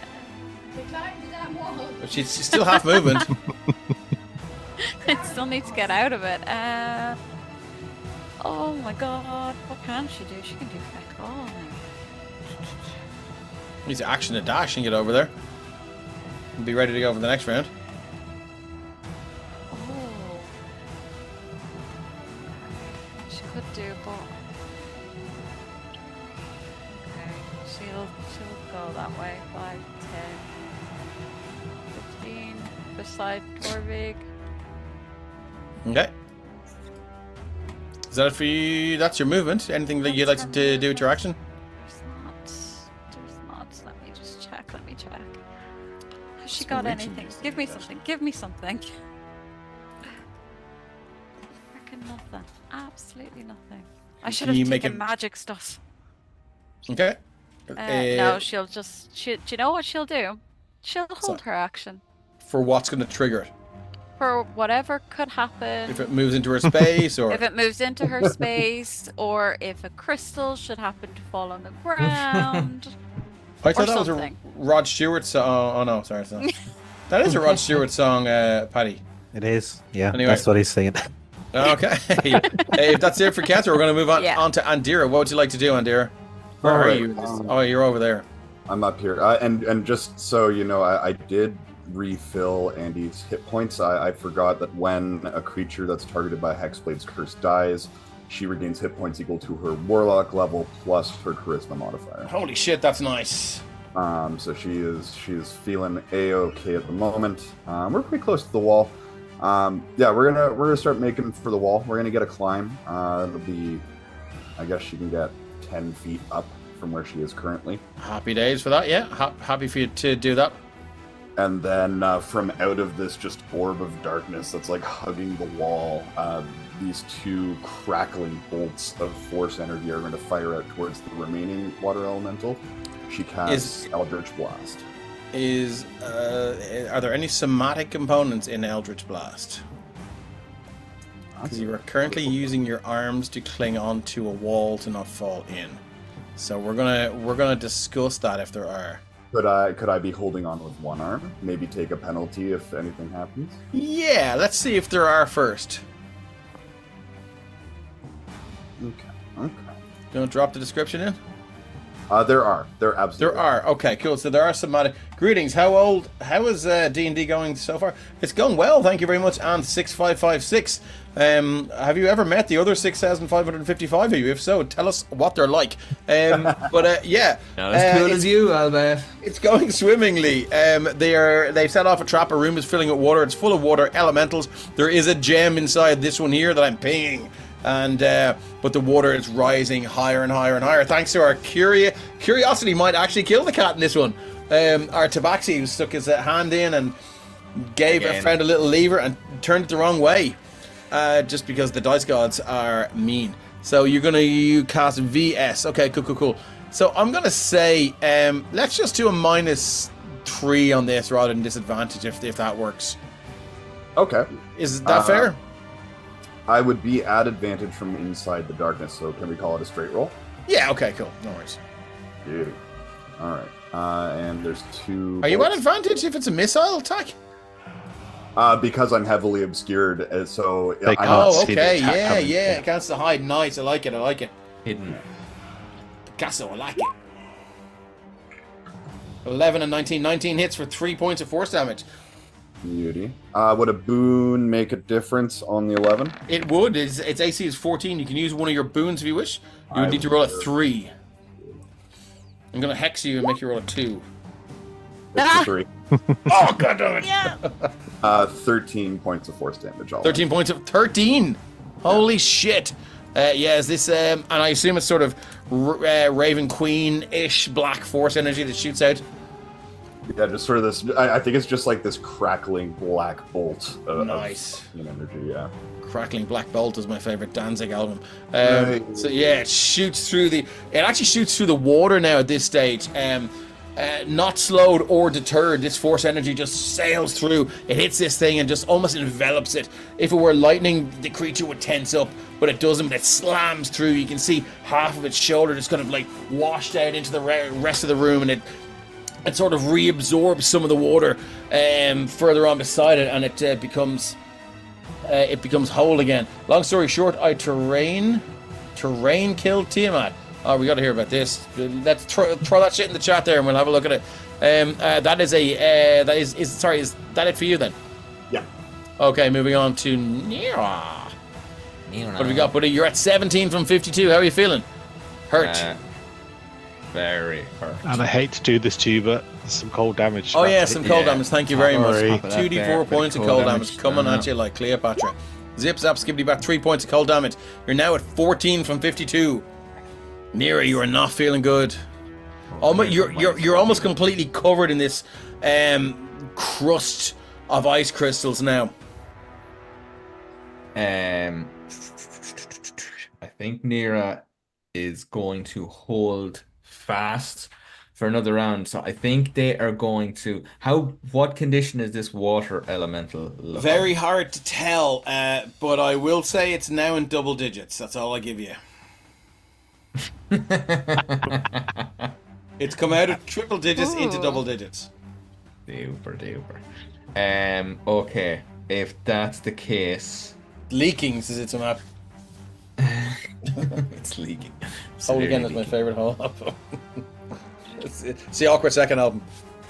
Okay, I think if that's the case, Nira is going to, in classic furry creature pet style, do like a big animal shake and shake off like all the ice and water. Shake it off, and yeah. They're going to use their wholeness of body ability, which lets them heal hit points 3 times their monk level, which will give Nira back 21 hit points. What does that look like?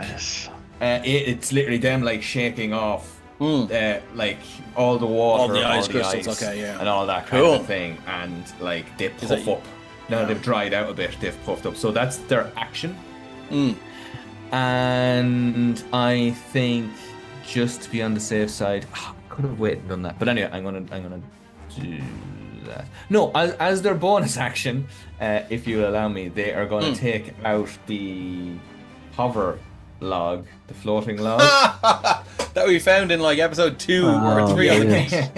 It's like a little Back to the Future 2 style hoverboard, and scooted past the water elemental over to Kethra. That is a nice gesture. Take a point of inspiration if you don't have one. I will take a point of inspiration. And say, Kethra, climb up on that. It might not hold you, but it'll keep you out of the water. She'll grab to the side. Yeah. Yeah, we really do have the scene from Titanic. Very weird version of the scene from Titanic. I need to hear Nira's Limerick accent say, "I'll never let go." I'll never let go. Just like in Titanic, it's not big enough for 2 of them, apparently. Yeah. Ketra's too big. This one literally isn't big enough. It's not even big enough for one It's person. allegedly not big enough. Anything else you'd like to do? No, that is it. They are going to stay. Okay. Not mechanically, but kind of narratively. They're going to stay focused, eyes locked on that gem. And Okay. they Good don't to know. have a reaction to. They can they need the reaction to hold their action. You need so you they need to still hold your action if you want to stop it from going into the next water elemental that I'm about to have crawl out of the jar. And sorry, what does the point of inspiration do? You can re-roll a d20 or It's an actual it is an yeah. inspiration. Fantastic. So Ant 6556 says, "Well, my party was almost dead. My party was almost all dead as desperation. I threw my axe, missed the dragon, but able to hit the cave ceiling. Cave ceiling and break 7 stalactites, just dropping on top of Tiamat over and over again. That is fucking amazing. Death by terrain, love it. I got so lucky because he was on 1 hit point. I took the most damage out of all my party members. Holy shit, that is amazing." Death by terrain. That is the stuff a good D&D session is made of. Yeah, absolutely. Okay, cool. We're back to we're back to Felon Fontaine. In your little boat, you are now floating around this urn. Can I get an acrobatics check DC 8 to try and keep this thing afloat? Here we Otherwise, go. you're going in the drink, buddy, and it's a long way down. 26. Yeah, you're getting the hang of this now. I think you actually are a captain, aren't you? Yeah. Captain Well, Felon Fontaine. I think with the 26, he's really getting the hang of it. He's got his foot on the rim. He's got his sea legs. He's just done a spin and a flourish of the cap. He is not You going can't to do put pictures into the Twitch chat, can you? No, you can throw them into the Discord though if you want to put into streaming the aftermath. Oh, I put them into our Discord. Yeah. Anyone wants to join our Discord? It should pop up. The link should pop up in chat. Or can you do? I don't know. Anyway, yeah. So cool. What are you doing, Phelan? I'm going to do something very practical. I'm going to just hold my action. There's 2 of them things inside, and if this thing seems to die or phase away, he's going to do his very best to grab one of those glowing things inside it. Okay, moving on to Phoenix Valley. What have you got, my friend? Now, there is currently 20 feet. It's soon to become 10 feet, and then the next round, the whole room will be full. So I assume you're flying above the water level. So there is 10 feet now. Sorry, well, it's 20 feet. And there's next after your turn, there will be 10 feet. What are you doing? I'm just going to try and hit this thing again because at the moment I've got the. We're going to take 2d4 points of damage first from the cold around it. That is 4 points of damage. Can I get a concentration check, please? What is it, DC 10 or half the damage? Yeah. Yeah, whichever the greater. No, the lesser, sorry. The lesser, greater. Okay, you made that. Congratulations. We are in the top 5 apparently for English D&D. Are we? Love that. Get out of here. 15 to hit. Holy Thank shit, you, the thanks viewers. for letting us know, Kane. And thank you all for sticking in. Sorry, so let's get back to Phoenix Valley. What are you doing? You're giving it a belt to the shtick, are you? There's a little picture to celebrate. That is. Oh, that's amazing. That's going up the socials tomorrow. I'm holding up until Paddy sees it. He's looking all around the place. Where is it? Can you see it? Oh yes. Yeah. That is so fucking cool. Sorry, so was that 2 attacks? No, it was 1, but it was an advantage. So that was a 18 to hit for 28 points of damage. Holy shit. Again, this level 4 spell, the necrotic energy just wraps around it. You can see some of the ice crystals just turn to this yellow and brown and greenish, sort of rotten and malignant looking colors as this thing. So it makes a noise, it's like a high-pitched kind of crashing of waves, almost like a sizzle or surf sound. And it's taken a lot of damage there. How are you feeling now? Is there anything else you can do? I'm just going to raise up a little bit more so that I don't actually get caught in the water at all. Okay, moving on. The water level has risen now. Everyone is now officially swimming. So your movement, we're using underwater combat rules. Sorry, we will when the room becomes submerged, but you are using a swimming speed now if you have one. Or does Torvik have a swim speed? Yes, he does. How the fuck does he have a swim speed? That's amazing. All the characters have. Torvik's the only. I think this thing should use its fucking movement and get the fuck away from you guys. Actually, what's its movement in water? Swim 90 feet. Ah, no, you stay here with me. Come here. Woody, that would be 4 attacks of opportunity, though. I don't think so. What it is going to do, though, it's going to move into. Sorry, it's not even its turn.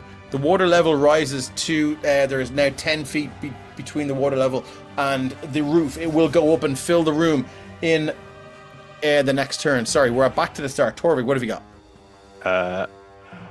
So I started I got carried away there. As before, boosh. Oh, we got a boon for Kethra. Thank you for the boon. To hit. 25 to hit. Your it. rapier of warning. It seems like a puny weapon. It doesn't. You don't get the satisfaction of a. Yeah, you don't get the satisfaction of like the feeling of a blade just sailing through meat and sinew and bone and organs. It goes in, but it does do the damage. It's not as satisfying though. So what's the damage as you hit this thing? It's amazing how often Torvik has not used hand weapons to attack people. 9 points of 9 damage points of total. damage. Yep. You can see now it does react to this. Thank you very much for the And boon. same again. Yeah. Got nothing more he can do against this thing right at the moment. That is a 26.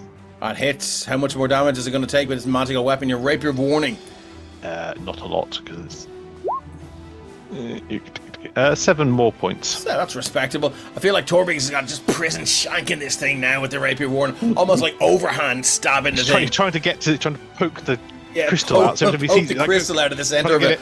Towards near the cat when the cat is. Damn it. Okay, can I get Nira? Can you roll me a 1d4, please? Actually, do you know what? It's this looking. Is for the cold damage I should have taken at the beginning, by the way. Yes. No, I gave you cold damage at the start of your turn. Did I not? Oh, did you? No, I didn't. Sorry. Here we go. Here's to. That's right. Okay. There you go. 7 points of damage from me to you. So, Nira, you rolled a d4, did you? I did not. You did. Here's a d4. This is who it's going to go for. You were about to reverse that and say. Yeah, I think I will actually. A lot more generous than D4. It's looking around and it sees you are.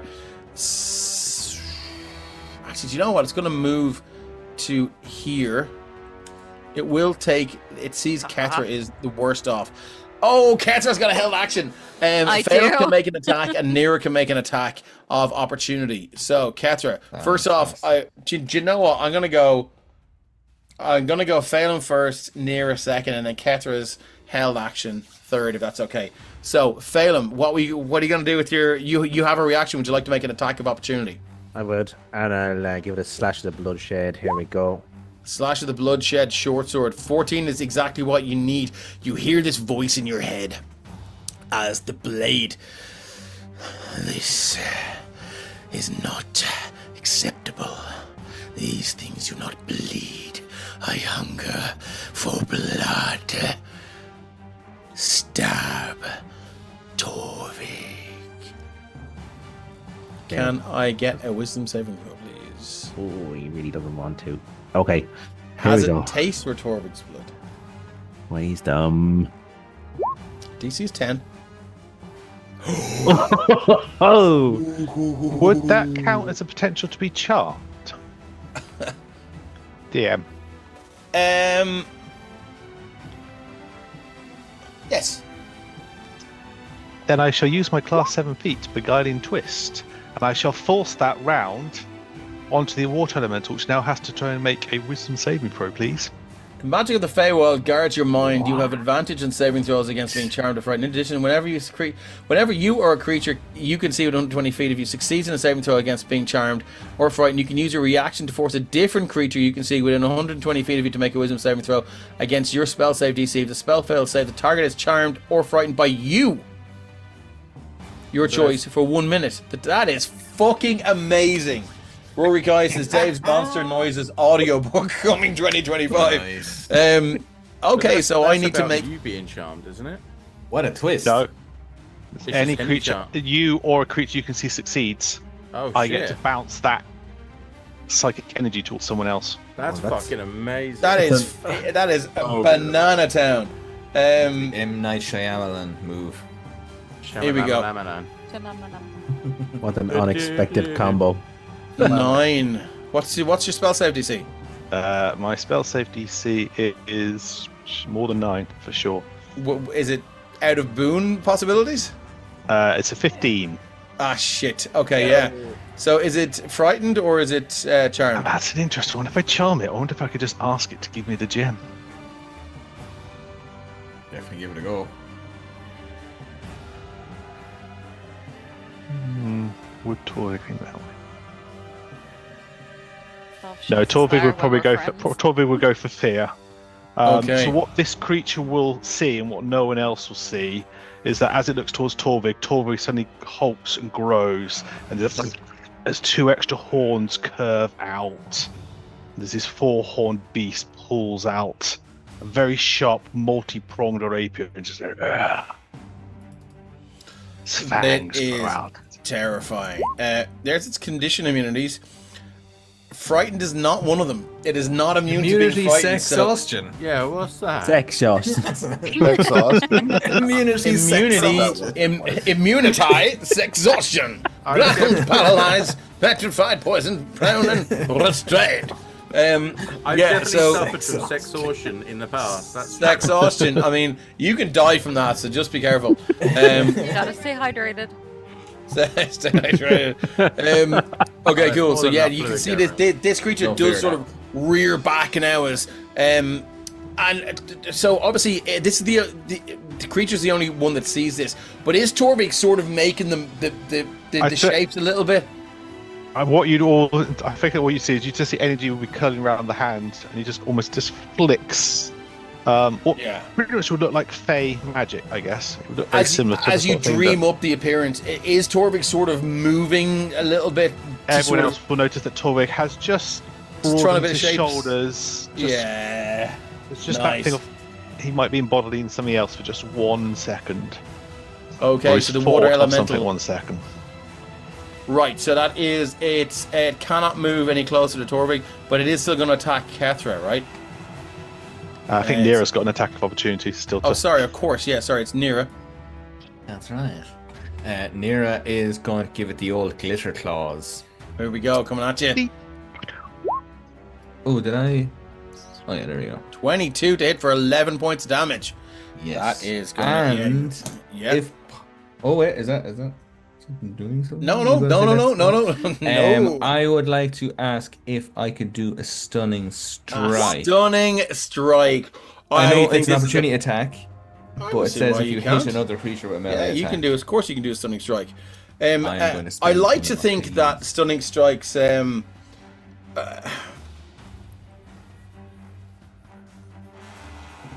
Instead of sort of Vulcan neck pinching someone, I think, like it says, you're just interfering with the flow of ki, and everything else has ki, so you don't actually have to find a pressure point or anything like that. You can just sort of just disrupt the flow of the ki, and that sort of explains why these amorphous creatures can still be stunned.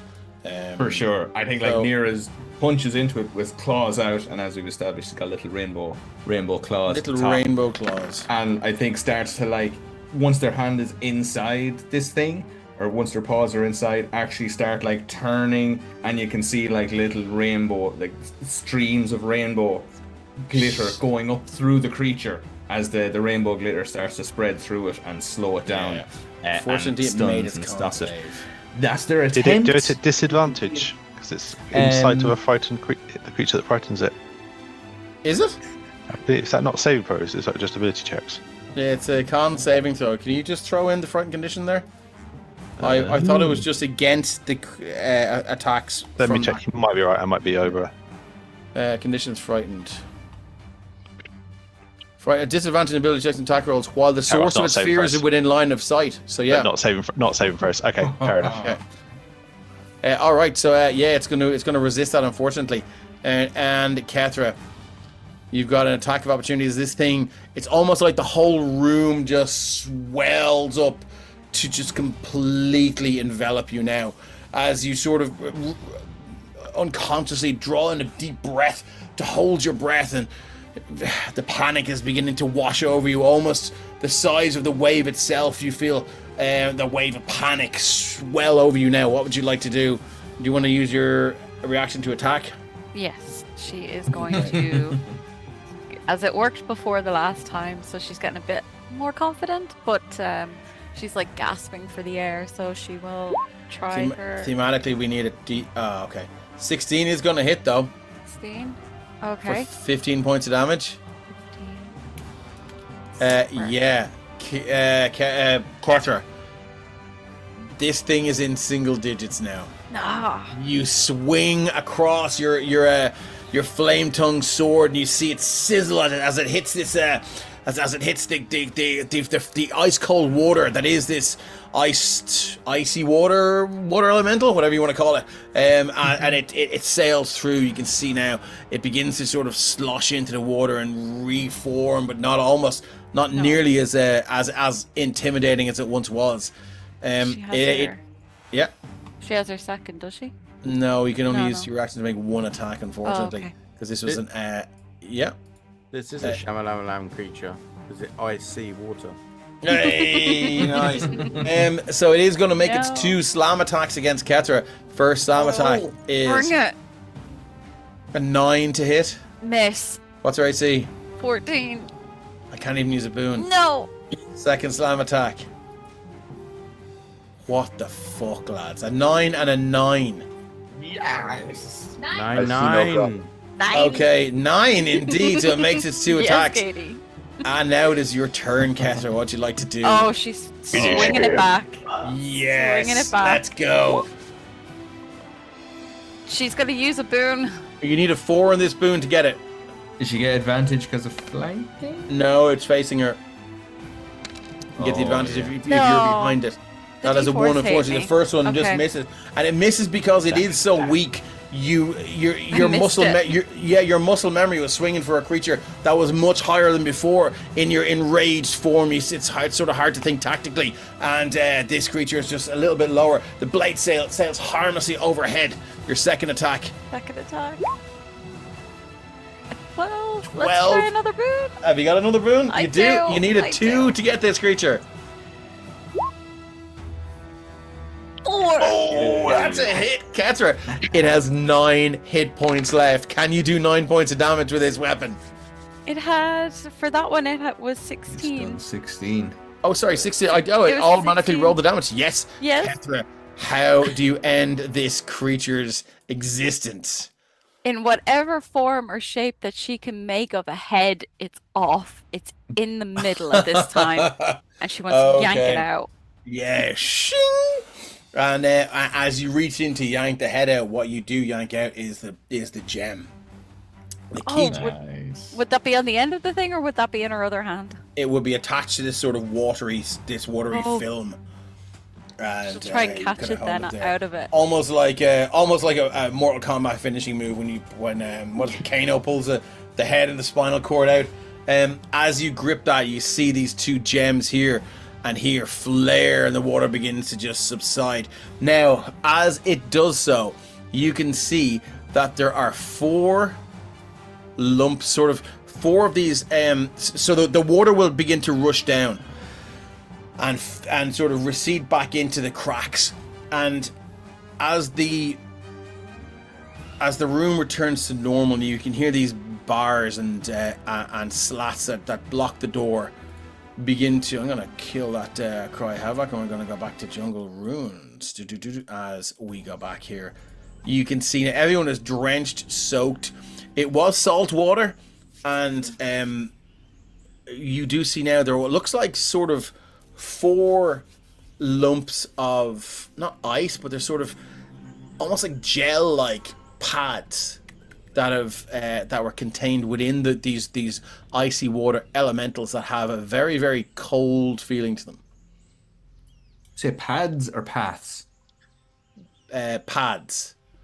So it's like if you can imagine like a little jellyfish, the size of your hand, just the lumpy bit. So like those heating pad things, but for cold. Exactly like a heating pad thing, but cold. And there's 4 per elemental. I was about to say, does it feel like it'd be good for a migraine? Like you just put it on your head? It would be amazing for a migraine, or like just to to ram down your armor in this intense heat. Like that. Exactly like that. But if you can cut it in half, and that's the size of each one, yeah, perfect. The door opens again. I believe that was our last key. Let's get down to the next level before Big Dick returns. All right. So what we have is we have. Those packs? I'm presuming people are grabbing the packs. Yeah. Are you going to take all 8 of them? I'm not touching the water, so I won't be taking any. Okay. I'm not taking. I'm going to end the turn order here. Torvig will grab one in his mage hand, just have one floating alongside in the mage hand. No problem at all. As you move back into the main chamber, you guys can enter the 4 gems in whatever order you particularly prefer. Boon of Crufix. Who is holding all the gems? I think they're spread out between us. The hoverboard and grab the floating one of those. plank. Yeah. Yes, that has grab to one come of with those us. gems. Don't we have a little? Didn't I make a token for a plank? There was, plank has a token. At one point, we had one. Yep. NPCs. There is plank. There it is. Drag it out there if you Plank want. and torch. I know he'll grab plank and stick it back in his pocket or his pouch. Cool. Plank and torch sounds like a great restaurant, or hipster bar. Okay, as you move out, there are 4 gems. There are 4 recesses right here. Would you prefer? Would you like to put the 4 gems in the 4 recesses, or would you like to wait? At this point, you hear Margaret Kanan, the sentient light globe, pipe up. Who is carrying Margaret Kanan? She was in a bag, wasn't she? I think Kethra was holding Kethra. I'm down there. I was getting all wet in there. It's horrible. Oh, you're very, very powerful, Kethra. Kethra, the water destroyer. Well done. Are we going to go and kill Shazasthar now? I need to get dry first. Somebody take this crystal out of my hand. I don't want it. Are you talking about Margaret Kanan or no, the crystal that she would have found in the no body. Problem at all. She'll hand it off to Torvig or someone else. She's just like, she doesn't want anything to do with it. Okay, and yeah. She'll pick up Margaret and be like, I forgot about you. How could you forget about Margaret Kanan? Oh, I'm great. I've got the skinny. I've got the lowdown for all of these dungeons. Well, what are we approaching next? I've never been down there, but I've heard Shazasthar gloating. The way he does it is like, heh, heh, heh, heh. And he's like, there's lots of traps down there, but there's also the shopkeeper. There's somebody else down there. The shopkeeper lives down there. Shazasthar has him imprisoned, and he does his bidding. She's just gonna look to everybody else and go, I don't know what to do. Throw it down the stairs. Why would you throw me down the stairs? No, we're friends now. I can't throw her. We're. Then it's your problem. Just roll her down the stairs. Yeah. Why would you? I could smash. If I smash, I tell you something bad will happen if I smash. You won't like it. No, I told her we were friends now. I can't. I can hear you all talking about me, by the way. I don't trust I'm being nice, remember? Yeah. What? Yeah. I'm not throwing you. We were friends. Remember, we made. What did the goth one say about me there? Nothing. She's just gonna put her back in the bag and just. No, lock it up. Does anyone want to take a rest before we go down? Yes. You can take a short rest. I need something. I need to get back a little bit of hit points or something before. I go Okay, down. I'm think if you take a short rest, it's probably a good time for us to take our short rest. So we will return in about 5 to 10 minutes, and we will see you soon. Thanks everyone for tuning in. Thanks for our new viewer Ant656 who was telling us some tales from his table or their table. And yeah, thank you very much. Stick with us. We shall be back as we reach. This was just the welcome hall as we reach the first level of Shazasthar's dungeon proper. We love you. See you soon. A minute.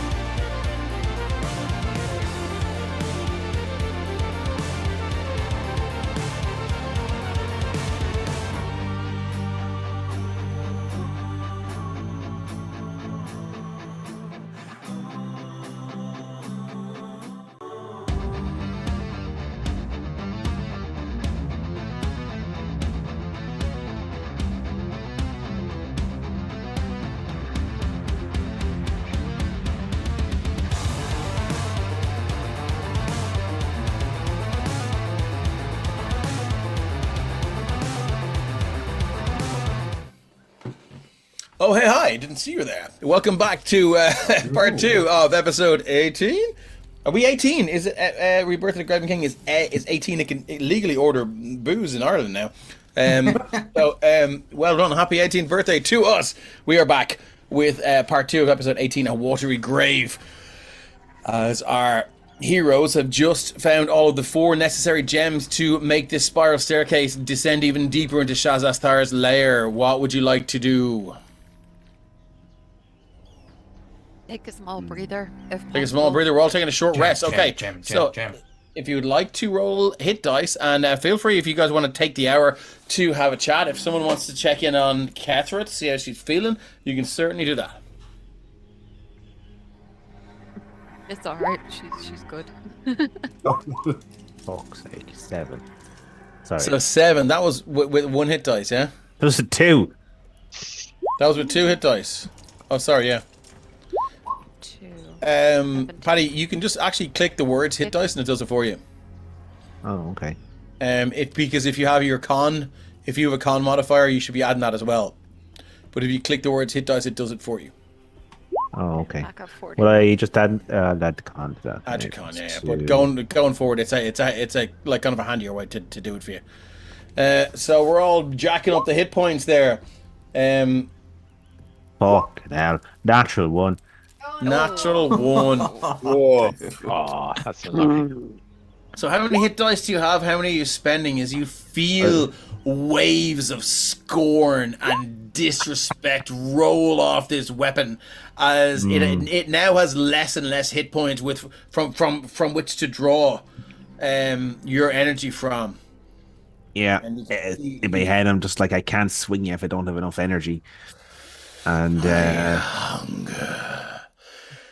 hunger for blood. Yeah, well, you're dealing with a master swordsman, so just relax and trust with me. a master something. All right. Trust me. You gotta give in to my. Just trust me. Have a bit of faith. It'll work out better for you in the end. I trust you to carry me into the hand of a warrior far superior to you. And thanks, Cavalier. There isn't too many of those. We shall see. Indeed we will. Indeed we will. So how are we all? What are we doing? Does anyone want to achieve anything in this hour? As we're all everyone's sitting around at a very, very shook-looking Kethra, and you find yourselves looking at each other. I can't wondering, even see her. Where is she? You didn't bring her out the room. You left her in the room. Oh my God! Is she still there? Where is she? She's directly below Phoenix for me. Yeah. Oh yeah, there she is. Yeah. Yeah. You see her? Now he's here. Oh, there she Here? is. Okay, sorry for that. Yeah. Enemy AC 130 inbound, indeed. Yeah, so you're all kind of looking around. You can see Kethra just like shell shocked, and you kind of look around each other, and you're like, "Does anyone say anything to her, or is you just want to leave her be?" Near straight over. What are you doing over there? Nira had used 3 hit dice to get back up, so Nira is over into the corner, curled up in a little cat. Walked around for about like 5 or 6 turns, and then exactly, started like pawing at the ground. Yeah. For a while, and then just licking wounds, wrapping up bandages, and kind of like doing a little cat monk meditation thing. Nice. You can probably see first standing up on end as they kind of channel their chi and snap bones back into place and that kind of a thing. But yeah, it probably takes a full hour of them doing that, because that was 3 hit dice, so it was just going to themselves. Anyone else want to achieve anything? That's all right. Anyone else want to achieve anything? One little thing I want to do, I want to approach Kethra as I'm unbuttoning my shirt, which sounds bad, but William's not aware of how bad that looks. He's unbuttoning it, he takes off his shirt as he approaches her, and somewhere away in the distance you hear a very, very, very faint hi-hat played by Darius Talazar the Melodious.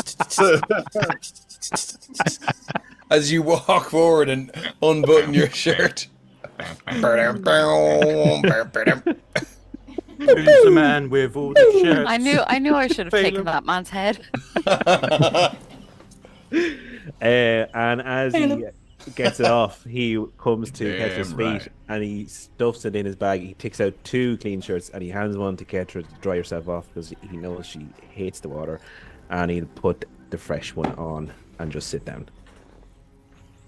She'll be quite shocked in a way that you're giving up one of your precious shirts. But because she's sitting on the ground, like with her like arms wrapped around her knees and stuff like that, she'll just look at.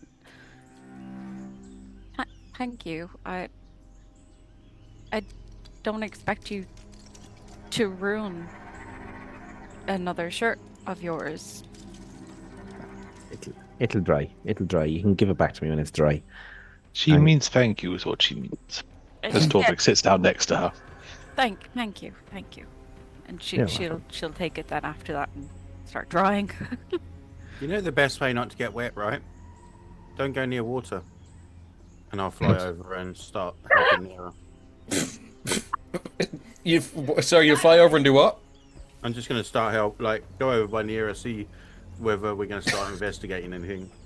I'm gonna turn to Torvik at that and just go. It's I take that one's head? No. It's just deep breaths. Remember, deep breaths. Breathe in, hold. Picture about how you'll kill them later, then let out the breath. Okay.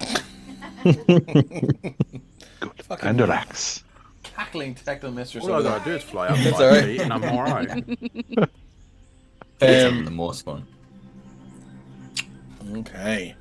All right. Is there anything else anyone would like to do before we move on? And in fact, before we move down, and 6556 says, if I was a DM, I would make the AC 130 an enemy in my campaign just for laughs. Holy shit!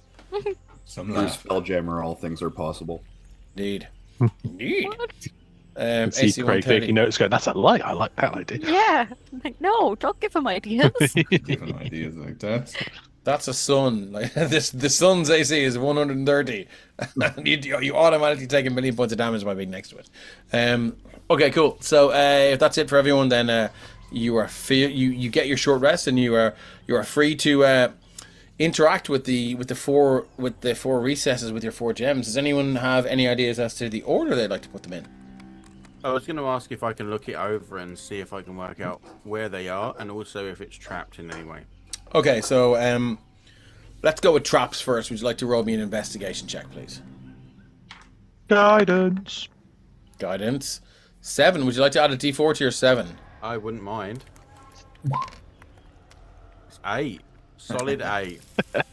Respectable. Would you like to Not add one of your trapped, it's all boons to good. that? It's all No. good. We're not trapped. Don't worry about it. It is. This house is clean. Yeah. So yeah, it is absolutely untrapped. Phoenix is sure of it. So would you like to place your 4 gems that look identical to each other into It's the here, is it? recesses? At the...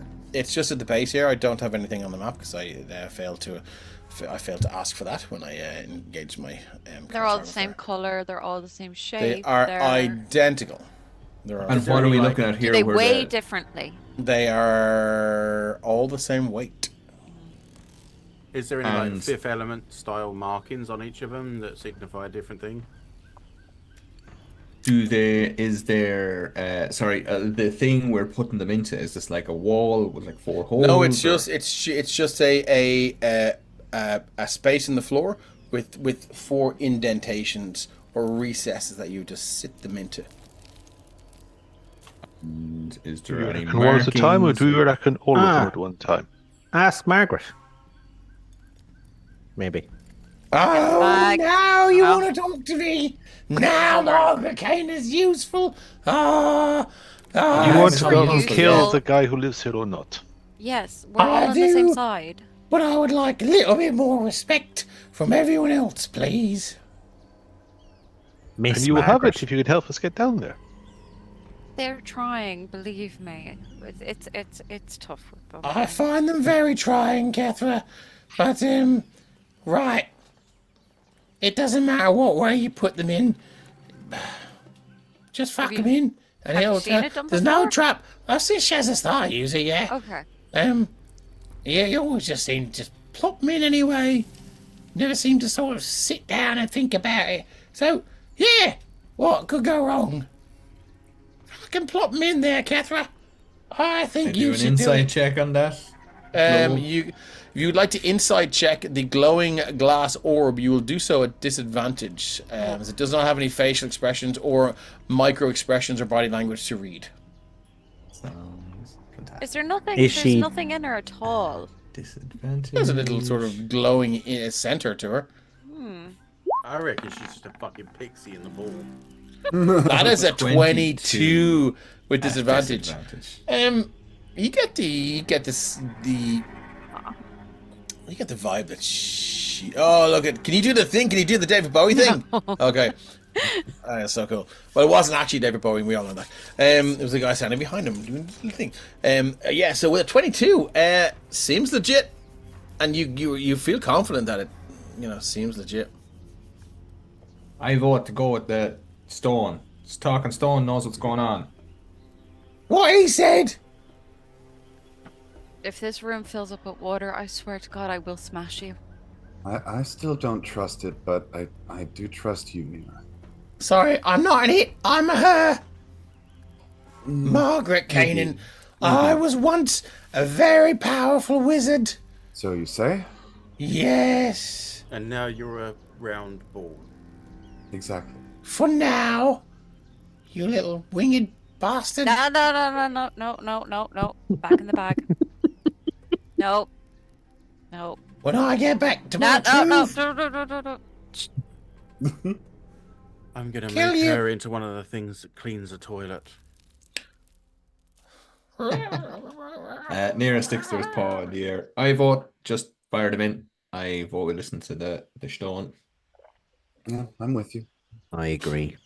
Yeah, you do that as I step and fly backwards all the way to the back of the room. Torvig has already put in the first one in. He got bored away too.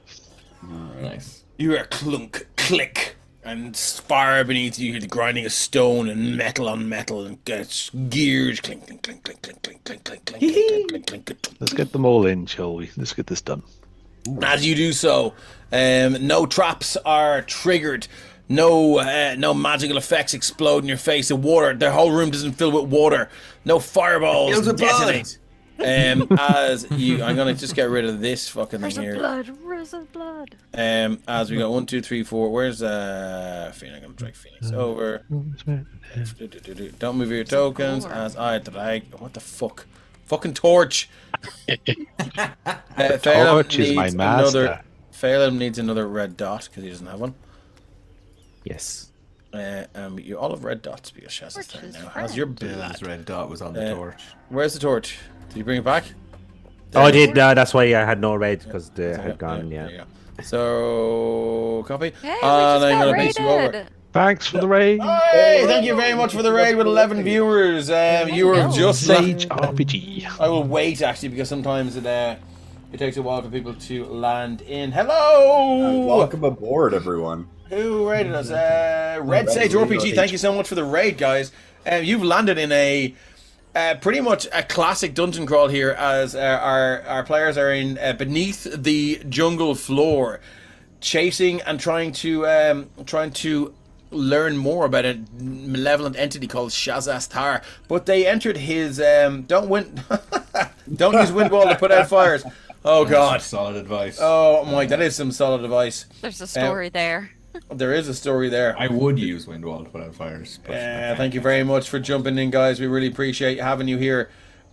You've just joined our party as they are about to trigger.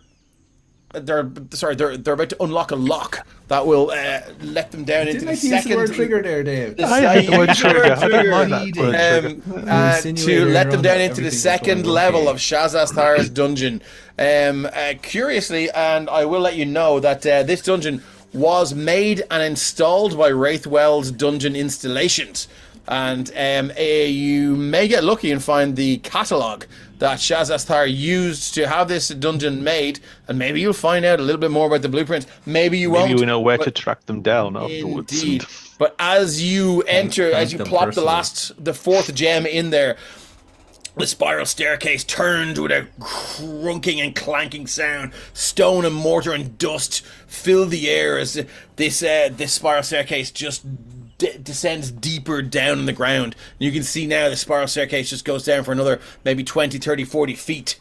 Would you like to saunter down and not check for traps very quickly? I would like to go first before anyone else, and I would like to check for traps. Excellent. Can I get an investigation check, please? It's all going to go swimmingly. Boop. We really appreciate the raid, guys. Thank you so much for joining us. Please don't say swimmingly. That's a 6. That is a 6. This staircase is not trapped. Wonderful. This is not trapped, but I'll head down to the next floor if you all want to wait here for a moment. You get a good feeling though, Torvig, because like, surely to God, when this thing was, it was a flat mechanism. It would be very hard to trap that and then have it expand. That's your line of thinking. My concern is what's down there waiting for us. Okay, well I'm gonna. I think the staircase is fine. I'm going down the staircase. I'm already on the second step, headed down. Let's find out. I would like to be stealthy on the way down. No problem at all. I'm going to move you down here. This is going to be quite difficult, so just give me a second because it is quite a tight squeeze. So I'm going to move you all to here. You're going to be kind of on top of each other. A little bit. Fucking torch. I hate the torch. Okay, so you're all there. I love the torch. Right. Have we changed over, guys? Can you guys see where you are? Yes. As I shift ping. So as you move down these stairs, you can see now that the spiral staircase ends in this small room. And you can see the only thing ahead of you is a 5x5 room, is the stairs down. And as you go down, you can see there is here, I'm going to move it in, what looks like a portcullis. This side is open, this side facing Nira. But unfortunately, this side it's completely down on the ground. It's shut. You can see there are what looks like 2 buttons on either side of the wall here and here. What would you like to do? I will push the buttons. Hey, of course you would. Oh, of course you would. Torvig would have got there first, and then behind him he could feel the presence. I'm happy to say Torvig got there first. Yeah. Move your tokens around. I'm gonna take Margaret out and say, which button? Nira is trying to reach past Torvig. Give it that moment. Do you know which button that we need These to buttons press? are akin to a very delicate ornament sitting on the edge of a desk for Nira. Tip it off. Do we know? I'll do that thing where I just hold in the head and arms reach, just push you back. Go. What would you like to do? Does Margaret know which one to press? I've never been down here before, so I'm not sure. Okay. Thank you. For those who just joined us, we have a glass globe which contains the spirit, at least the voice of an extremely old bag lady. She's a wizard. That's above the table. Margaret Caney did not hear that. Yeah, this is Keith. This is not there. She didn't hear that. Her name is Margaret Kanan, and she is she used to be a very, very powerful wizard, but she's now trapped into the allegedly the form of a glowing orb which talks and offers advice and admonishment in equal measure. Yeah. As I'm holding Nira back, I'll call for Phoenix to come down. If I'm reading this right, this is one at a time flow. Can you just double check that while I hold back? Nira, no.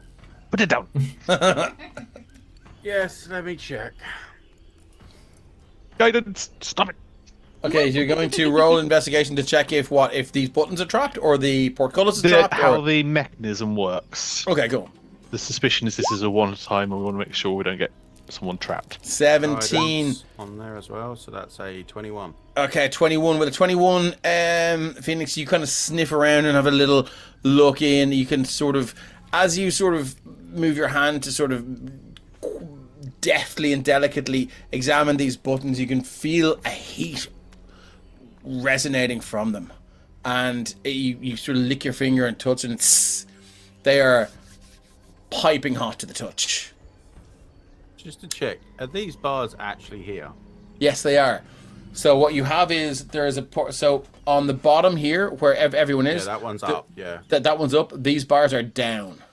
Okay. And as you look down the corridor, if you want to move your token up into the thing, just so nothing will happen, just so folks can see, you should be able to see down 5, 10, 15, 20, 25, 30, 35, 40. There is another closed portcullis section with 2 more of these buttons on either side. Can I get through the bars? They are too tight. They're very, very small lattices. Could Moo get through it? Because he's smaller than me. Oh, Mushroom head Moo. You could probably force your long-suffering familiar through the bars. Yes, you could. Take his hat off, probably. A little tiny fairy wizard. I forgot it's a hat. Yeah, it's a where's hat. the hat? Where's Moo's token? Can you drag Moo out? So the viewers can see Moo. I think for our newer viewers, a description of what Moo is. Alright, I can't move it now. It's stuck in the wall. You can't move it. There you go. I'll let you shift Z and whatever. There we go. As a shift Z. That's Moo. No, the baby. You want to tell us a little bit about Moo, so the viewers who are unfamiliar with Moo can learn. Moo is my sympathise. familiar. What do you mean sympathise? He's well loved. He's well looked after. He is brutally treated. He's not brutally treated. He fucking is. You send him into every trap you can find. Has he died yet? No. Yeah. He knows his stuff. He might seem stupid, but he's not. Okay. But yeah, he's my familiar. And basically, I sit on his head as he walks around so that I don't have to fly everywhere I go. He's lovely. Moo's a good lad. He is. Okay. He's very squishy, and apparently the shavings of his head cause some potential hallucinogenics that Phelan has taken to putting in the stews and stuff. Yeah. That's right. Okay. So, as Moo squeezes through the bars, where are you going to walk him? But before I squeeze him through, I'm just going to say to Torvig, use one of your hands to turn that knob, will you? Okay, are you sure? I can just apply nearer to it if you wish. They are buttons, not knobs. Okay, push the button with your hand. I wouldn't do it if I was you, Nira, because it's pretty hot and you've got soft paws. Nira takes out the ice cold pad that they took out of the water. Oh, okay, now you can. Clever. I like it. It's almost as if I designed the scenario. Imagine you work this way. Torvig stops holding you back. We're just like, oh, here we go. Anyway, regardless, while Nira is doing that, I am gonna push Moo through, and I'm gonna tell him to walk down the pathway, just in case, you know, one of the floor. Yeah, like exactly. He's like a flump. Moo just goes like that and goes through. Yeah, it's kind of like, you know, the T1000 in on stream. We can't show that. It just like molds through the bars. It's just, yeah. And the gun gets stuck. Ketra's gonna shout though that if those ice packs turn back into water, I'm leaving. This is going to die of dehydration. She's gonna go up. You want to drink? Get that fucking thing away from me. Any more water, she's leaving. You don't need water, you just got beer and whiskey. That's fine, but if those ice packs turn back into those beastie things, I'm gonna go back upstairs. Fair. Moo makes it to the edge here. Yeah, that's absolutely fine. As Moo going to squeeze through the bars and try and press one. Now, Moo is too small to reach both buttons, unfortunately. Oh yeah, no, I was just checking basically with him walking over the path whether, you know, some arrows shot out the wall or some no. Yeah. Okay, he's fine then. So then I'll back up. He's still alive. Okay. So Nira can arrows shot out of the walls into Moo's head. So Nira, what are you doing? You're moving into the 5x5 space in front of the Stretches out their paws. Yeah. Clicks the old glitter claws out. Steps into the space, and takes a look around. So, shutter down in front. Shutter up between Nira and the rest of the gang. Yep. And what you have is you're on the you're in the corner, so you are in that angle of the room. If you reach out, you could grab one, and you could also grab another. And you could depress them both at the same time. You could depress one at the same. Sorry, you could depress a single one or the other single one. So it's your choice as to what you want to do. They will. These pads, are they like in one piece? Could they rip it in half? Well, you have between the parts you have 8 of them. All right. Okay. Well, so I'll gesture to someone else to throw me one of the pads. So you now have 2 pads. I will hold the 2 pads up and use them to push into 2 buttons at the same time. At the same time. So as you do so, you are going to take... Why can't Nira do anything normally? You're going to take 1d8 point of fire damage per button. So it's 2d8 points, but it will be halved because you're using the chilled pads. Yeah. You'll take 7 points of fire damage as when you depress these 2 buttons and keep them depressed, this portcullis will open. Every round you try and keep the portcullis open, you will take 2d8 points of fire damage. Go. And I know that straight away. What? As in, if Nira gets that straight out, Nira will go, run. So, I'm going to stop everyone there. We're going into turn order here, so we can see exactly how this is going to work. Can I get everyone to roll initiative, please? Oh, yeah. I think we'll use some. Let's get some. What have we got? Disembodied spirits. Which mountain seems like a good one to me? Can I ask Dave as well? Has the portcullis? Plurals of portcullises. As you depress the 2 buttons, the portcullis here that you're facing opens. The rest of them do not. On the end? No, the rest of them do not.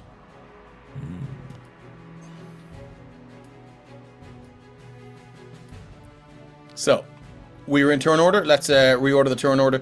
And so at the top, Phelim, what are you doing with your turn order?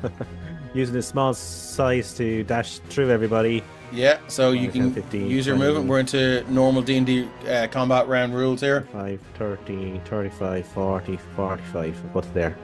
You get to there, okay. That is your movement and your action. Torvik, what are you doing? I will leave my mage hand next to Nira. Yeah.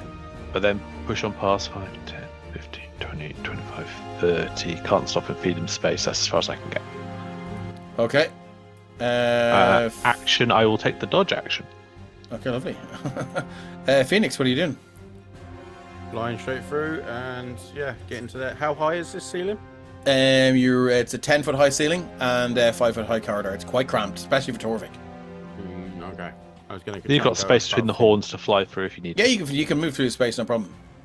I'm happy to say if you want to get to there, you can do so between Phelim and Torvik, given your small. Because you can basically fly above Phelim. Okay, is Torvik still with the 4 horns? No, you didn't see that. You have no clue. Only the creature side. That's what I'm that saying, was just I'm what checking the. that Oh, cool. It's not the same now. Was that? No. Okay. No, the only one that saw that was the water elemental. No one else saw it. That's fine, Torvik in his mind's eye saw it because he knew what he was doing or invoking. Sorry, Keith, I missed Torvik didn't make any difference. Didn't change at all. Okay. No, I was just Cool, passing no a comment on something. Is there room for me, as I usually do, to sit in between Torvik's horns? Yep. Okay. I'm going to sit in between Torvik's horns then. Okay, that's it for Phoenix. Nira, what are you doing? You're going to take. Are you going to keep the? Are you going to keep holding these? Oh yes. Nira Okay. is holding not 2 and is. You are going to take another 2d8 points of damage on your turn, which will be halved. So the first 2d8 was 7. Did you say I take half the 7? Yep, because you're using the ice pads. Yes, so that's 3. Do we round down? And you're going to take another 10 half to 5. Okay, so that's 8. And you are keeping this portcullis open. Moving on, and Dira, that's your action, and you cannot move from there. If you move from there, the portcullis will close.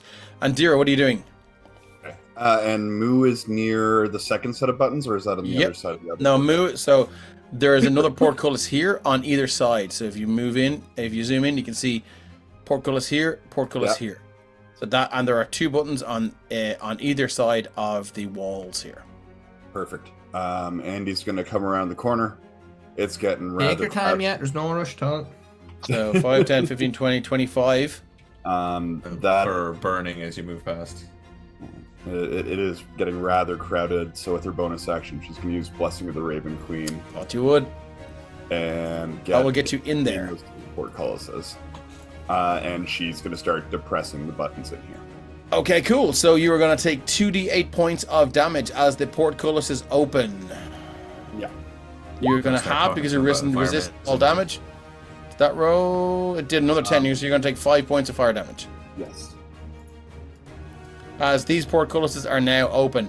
Phelim, sorry, who's Torch? No, it's Kethra for some reason. She's now Torch. Kethra, you are now Torch. What would you like to do? She's running. She's gonna run we are there. all That's her Torch. turn. Everyone will be Torch. Everyone takes a turn. By the end of this fucking We're all campaign. assimilated. No, Yeah. I'm Torch. No, I'm Torch, and so is my wife. She'll run by and just go, Nira, thank you so much. And Nira's like, ow, ow, ow. it's like, come on. No rush. Take your time. Okay, so that was your movement. Do you want to use your action to dash? Or because Andira has now opened that portcullis, 5, 10, 15, 20, 25, 30. You cannot end your turn in someone's space. No, so I'll just move one more too. Okay. Phelim, what are you up to? I am going to dash all the way. Give me a second out. All the way to as far as I can go. So it should get me to about there. Yeah, and Andira, so both of these portcullises now open. So here's how it goes. Andira, as you stepped, sorry, you moved in here. So I'm gonna say as Moo stepped here, the first portcullis opened. Doesn't matter because Andira went in. The second portcullis opened, and then the first portcullis here opened, allowing Phelim to move in. Phelim, unfortunately, you are too small to span the 5-foot gap. Oh, no way. So as you stand there, this portcullis is now down. I'm sorry to be sizist. That's okay. It's quite a pernickety trap or system. We're moving on then. If there's something else, Satori. Would I know? Am I taking up so much space that I would prevent someone else from coming in there? Yes. Okay. Now, if you would like to try and come up with a mechanism or be inventive as to how you could possibly keep the two buttons depressed inwards, you certainly yeah, I'll probably come up with something by the next turn. Okay, no worries. Yeah. You're going to step out of the way. Use Moo! You're worse than Ryan. That's it. So, Torvik, what would you like to do?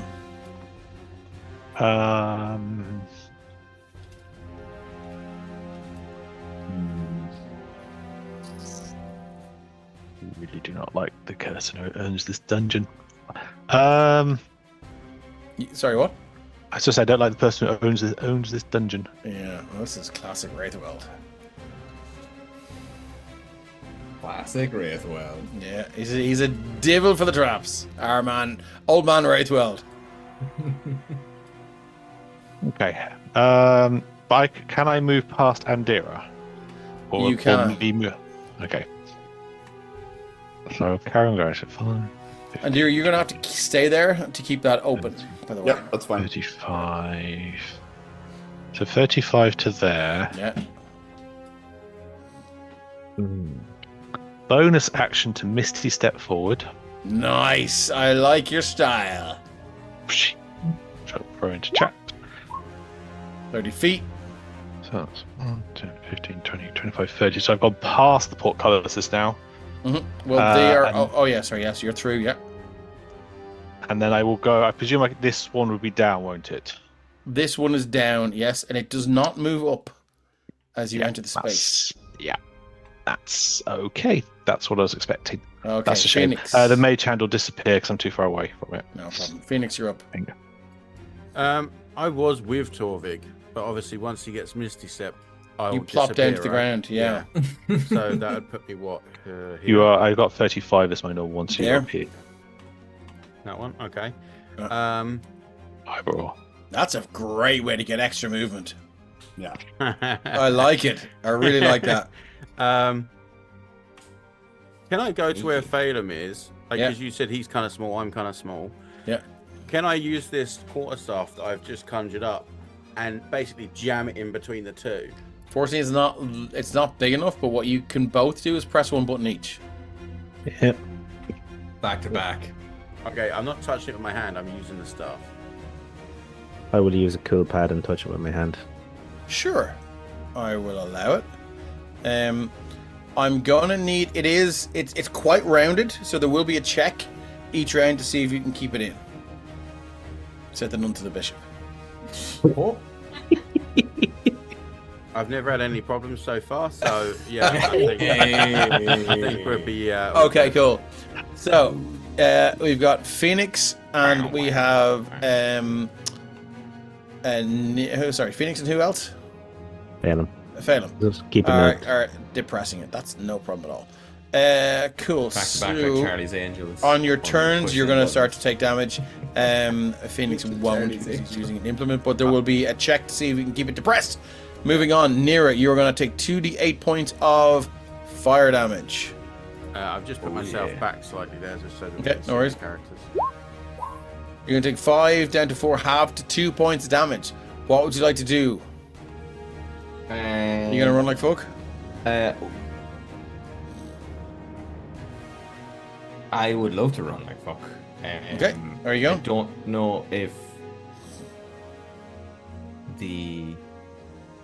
have I any? Can I get some insight as to whether I will be able to get out before this thing drops? You haven't seen what happens when you release the button, so it's very hard to tell, unfortunately. Release me. Release me. Touche, kid. Well played. Why didn't I think of that? God damn it. You're just like siphoning all my fucking my witticisms. God Your damn it. mojo is left over the best. It's like just like spewing over my head and source of your indicate. Yeah. I think Nira is going to kind of maneuver themselves around so that on the north button they've got their left paw is still on the north button. Their right paw is like on the corner of the wall, and before they move their right paw they're going to get like one leg up holding in the button and the pad, put their hand on the thing on the right paw, so they're going to be kind of like spread eagled, only both of their feet they're going to be in the middle of the air, flat, crouched up against the wall, and then they're going to like spring forward using their legs to kick off the wall. Okay, cool. So how far are you going to move? Oh, I'll use full dope monk shit. Okay, so as soon as you move to there, all of the rest of the portcullis is slammed shut. In the whole place? Yes. Oh. Right, well then. That kind of changes. If that happens, Nero will go at like 120 feet a minute straight into the next one. Fortunately, they slam straight. Yeah, you run straight into the one here with Andira, and all of them slam shut again. Like pure Looney Tunes, like bang! Like there's just like a face that are like a 2 bars bet in Nira's face. And Nira just looks like one of those sort of concertina cats now. It hits the thing and it's like dunk, dunk. Hey, Solid 10 D&D, thanks for jumping in. Stars spinning around her head. Hey, welcome along. So now you have moved to there. All of these portcullises are closed and locked. What would you like to do? Nira is like concussed on their back after running. For anyone who's curious about this trap, I this was a dream I had. A fever dream. Get out of there, you. He's putting me in different places. I can move it. Did it? Oh, that's weird. Does anyone else control a phoenix? No. All right. Anyway, So I woke up and I was like, oh my god, that's an amazing dream. I have to write this down. Got my notes app out. Okay, cool. So, would you like to use your action or movement to go back and press the buttons again? No, they're like flat on their back after running head first. No worries. Well, then we're on to Andira. What would you like to do? Well, I mean, I can get out of here. We've skipped. Kethra's on the turn order. Sorry. I'm Phoenix, so near. Your torch. Sorry. So your torch. Torch. So yes, you are. Up to We're taking turns, remember? Yes. Sharing torch. She's fire now. She's so annoyed at the water. Now it's just a bawling flame of anger. What would you like to do, Andira? Oh man. Okay, I can't. No. we're gonna have to do this one way or another. All right, with my bonus action, we're going to hit up a Blessing of the Waiting Queen again, and Okay. Andy's going to disappear from that space, reappear behind Kethra, and start making her way to the door. She can't get through the portcullis. This portcullis is still open here. Oh, okay. Sorry, So- I did the say one behind us all. is still Sorry, open. I did say all of them. This one is still open. Wonderful. And we are going to. So you can go back. Sorry, I should have been more clear. My apologies. So you could have gone back. In which case, Andy probably would not have moved if that door is open. So she stay where she is instead. So I'm happy to retcon that near. If you want to run back, that one is still open. No, Nira ran at full monk Okay, speed, that's which no is problem. 120 feet, so So you see cleaned near just themselves like out. lying on Yeah, the ground. Tweety bird flying which in circles means- over her head. Yeah, Andy's gonna stay where she is, and she is gonna, for the moment, take her hands off the buttons and wait for those first ones to be depressed again. Also, Okay. I don't know if it's about. I hope it was insinuated that they dropped the 2 ice packs on the ground as they catapulted them. They were left behind. No problem. Torch, which is Kethra. Kethra, what are you doing? That is me. I know you dropped the pads, but she would be able to make it for movement, so she. You guys have will- 8 of them, by the way. Did Kethra have any though? It's two on the floor. Yeah, but I don't know if she can reach them and then go back. 5, 10. But they're on the floor in that room. Yeah. Oh, they're Yeah. in that room. So Oh, okay. Nira dropped them as they jumped out of the room. Sorry, I thought you dropped them as you conked your head. So Kethra doesn't know really entirely what's happening, so she will shout to Andira to just be like, "Do I have to go back to the buttons? Yes, press them quick. Press them. Okay. And she'll She's pick like up the in pads. a literal cage right now. Like, come on. Despite all her rage, she still does a fucking. I'm in a She metal takes cage head. of She doesn't do emotions. puzzles. This is barely contained anger and impatience in Andira's voice as you run Amber's back. the angry one. Fire damage through the fingers. Like, yes, open it. Let's go. I'm going. Press the fucking button. Okay, Kethra, you can use your action to press the buttons. You're going to take Yes. 2d8 points of fire damage. It No will be problem. halved because you're using the 2 Icicle pads. That is 7 points of damage down to 6. It's half to 3. Yay! Take 3 points of damage. Now, Andira, because these buttons are pressed, your buttons are pressed. These two, the portcullises from between Kethra and Andy are now open, and the one I'm going to move you there. The one in front of Phelim now opens again. Phelim and Phoenix, you are both holding these. Yeah. Okay, use your action. So the one in front of Torvig now opens. Okay. So that is Kethra's turn. Phelim, what are you doing? Holding the. Yeah. So can you describe the button and the recess? Like what? There is no recess. It's just a button in the wall that you can press. You have to sort of stand on your tippy toes to press it. Okay. Not much. There is an intense heat off it if you're using your hand, which I think you said you were. You're going to take 1d8 points of fire damage. Yes. Cool. 4 points of fire damage. I'll take that. But what I will also do is just to see what happens if just me takes the finger off this button. Can I do that? The portcullis beside you slams shut. Nothing As does the one in front of Kethra, and the one that Andira is in. So all of the portcullises slam shut. Okay, I'll press it back in. There's the one in front of Torvig.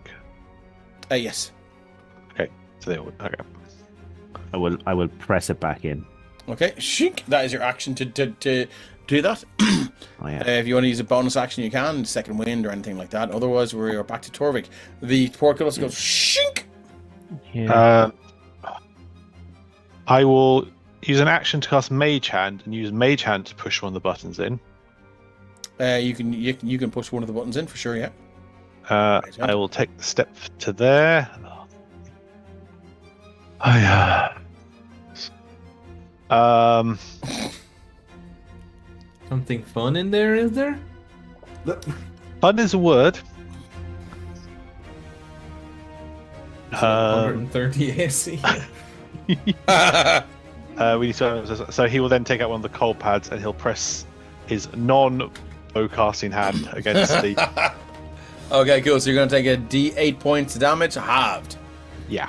So you'll take 4 down to 2 points of damage as this pad and I will begins call to heat up. back. There's another corridor. There is another corridor. As you depress this cold pad now, you can feel the heat begin to just boil or to just emanate through it, and again, just this cold pad begins to just sizzle, and it's almost like your hand is being broiled now as the steam just begins to, you can feel the flesh and the palm of your hand begin to just grow a little bit sort of flexible and almost start to slough off your hand. I love that word, slough. Is that it for Torvig? When I press that thing, did the one in front of me open? Yes. Right. Okay. Right, no, that's where Torvig is for the next wee while. Moving on to Phoenix. Phoenix, you have a clear run. What would you like to do? Yeah, I guess I'm going to the next one. If Phaedom's able to hold that. Well,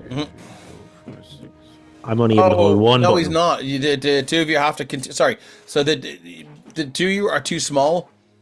Yeah. So you'll need to continue to hold that. Yeah, sorry, because you said there was a free run, I figured he was a bit. Sorry, yeah. Fine. I thought you had someone else to hold it. So you are going to take 1d8 points of damage. Mm-hmm. Are you using one of the cold packs? Well, I'm using my staff. Oh, sorry, your staff. Oh, yes, sorry. So I'll tell you what. Let's this time I'm going to need a sleight of hand check. Okay. I'm going to say the DC is 12. If you fail this, the button will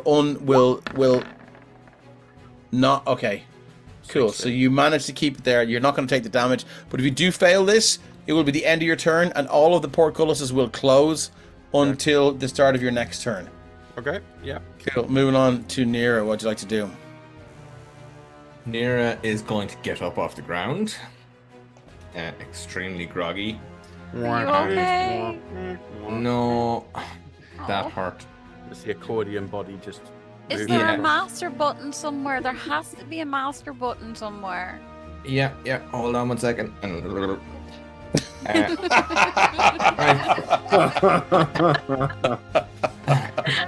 Nira is going to do their dope monk tabaxi shit and dash for double. So starting speed is 45. They dash to double that to 90.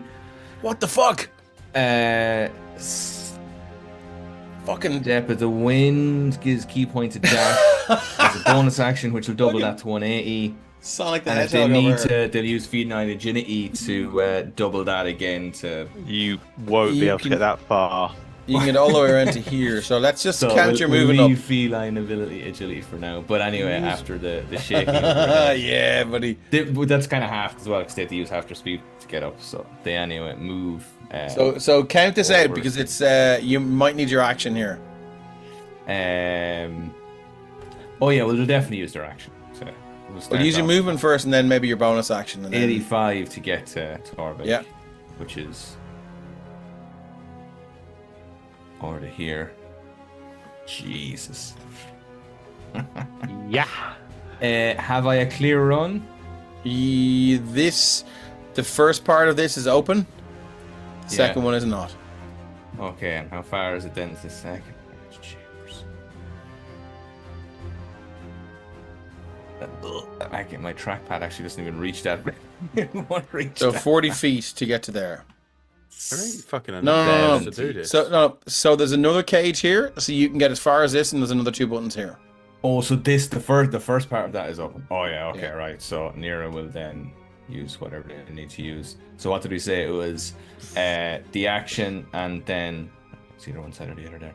The action and then 140 feet you need to travel to get there. So that was starting at 45, action to double to 90, and bonus action with Step of the Wind to double to 180. So that's a key point. I get you to there. So that was your action. You cannot open that now because it'll be your action to depress the buttons. Okay, well, that's the case. No, what he will do is use key point bonus action to double to 90, and then use feline agility to double it to 180, saving his action to. So you're gonna use your action to open that. So this opens, and then this last one is open now. I haven't got any cold buttons left, or cold pads. So the cold pads don't. Yeah, sorry, because you left them back there. Okay, cool. So what have we got now? 2 paws on the 2 hot pads. Yeah. So these portcullis is open. Ruby. So what have we got? Have we got everyone in there now? Yeah, there's not enough of us to open. And Nira calls back and says, yeah, I've got them here now. Can anyone else move? So they're between your mage hand and Phoenix and Phelim. There is a way through here. I don't have mage hand. No, but Torvik does.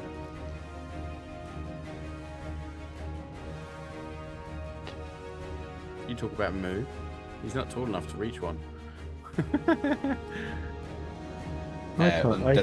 Do I take? Sorry, does Nira take hot damage, hot and cold damage, hot and cold running? It's the start of your turn. Your next turn. Oh, is it? Okay. What you do have is somebody that can, if there was someone in Nira's position that could teleport 30 feet, they would make it to there. I will point out, Mage Hand can't be more than 30 feet away from it at any point, or it disappears. So the way through this is either find a way to have one person to press the 2 of these buttons, and there are ways, or you can swap. You can swap Andira with Nira, who would be there. Sorry, who would be there. Okay, I have an idea. Okay, there are ways through this. Don't worry. How high up is the button? It would probably be waist height. Okay. If I give fail, I can't. Fuck. Okay.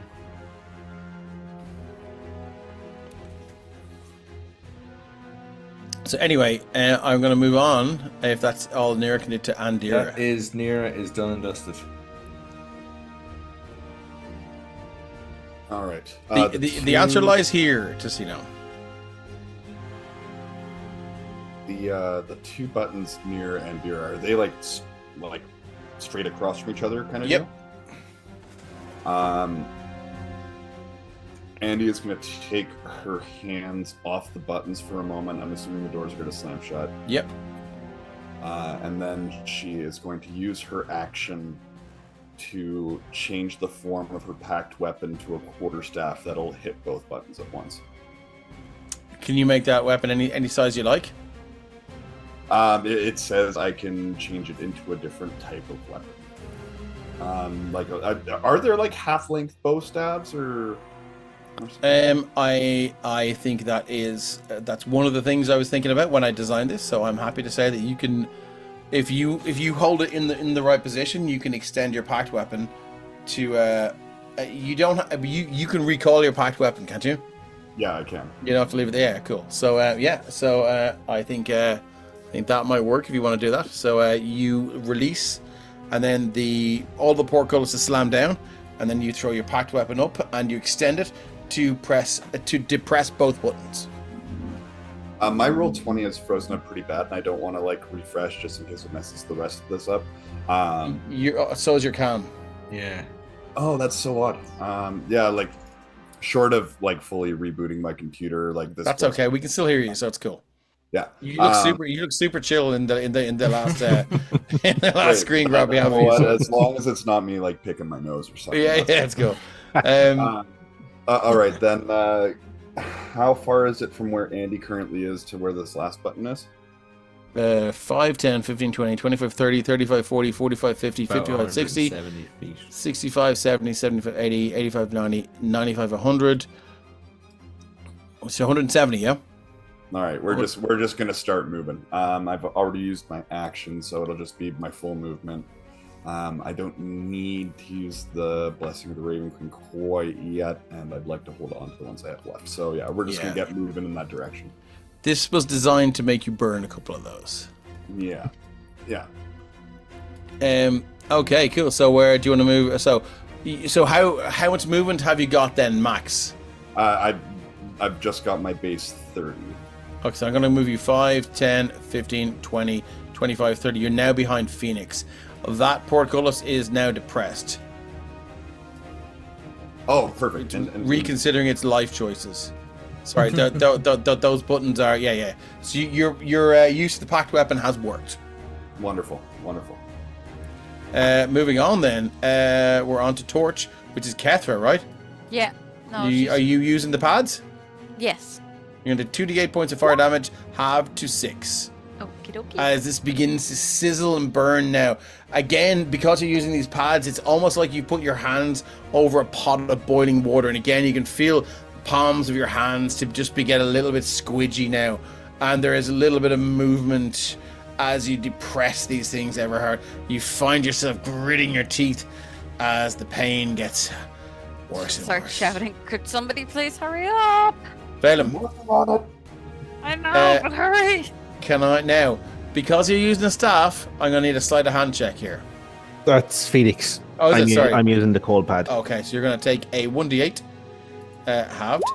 It's gonna be 8 down to 4 points of damage again as this steam and broiling damage it begins to just melt away at your hands. Torvig. You're using a mage hand and you're using a pad, is that right? Yes. You can take half of a d8. That will be 7 down to 6, which is half to 3. Phoenix, you are now. Here's where it could all go to shit. Phoenix, you are using a staff to hold it in. If you don't make this sleight of hand check, all of the portcullises will close until the start of your next turn. Or until someone else presses it as well. Yeah. Yeah. Okay. But they I mean, We won't be able to. where are you? I think you and Dira's right behind me.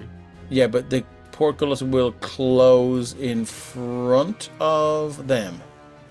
Yeah, so you're in the center. You and one, yeah, not that one. no, it's this one here. So, I would like to make a sleight of hand check, DC 12, please. Or you can retcon and use your hand to push it in. No, he wouldn't do that. He'd do that instead. Yeah, so it does slip a little bit, but you manage to keep it depressed in. And that is your action. Would you like to use a bonus action? Bonus action is why the fuck am I here? I'm going back home. Moving on, Nero, what have you got, buddy? You are keeping the two things depressed. You have no pads. Here, keeping the scene alive, man. Keeping the scene alive. You're going to take 2d8 points of fire damage. That is 8 points of fire damage. Sorry, that's a d8 and another d8. You're going to take 13 points of fire damage. It's half though, isn't it? Oh, No, he's not. He left his pads. Yeah. Pads back there. Pad's gone. You're still in that little cage of motion there. Pad code. We're back to Andir, who I think is probably trying to refresh their system here. What do you think? I feel like Andir was just going to fucking run, right? I think they were just making Yeah, they were making their way. So 5, 10, 50. Oh, fucking torch, man. Moo and everything else. 20. Oh, Jesus Christ. 25, 30. So it's 30. And then I would imagine Andir will use their... Oh, there we go. Hey, Craig, I've moved you 30 feet because we were saying that you were just going to run. Is that right? I might have the camera, but not the audio yet. Probably waiting for him to come into come into Zoom. That's okay. I think he wanted to give all his gold to Phelan as well. Yeah. He's nodding. Go give the gold. That's okay. He's just getting his Zoom going and he's getting their Roll20 going. He's getting the rest of it going. We're okay here.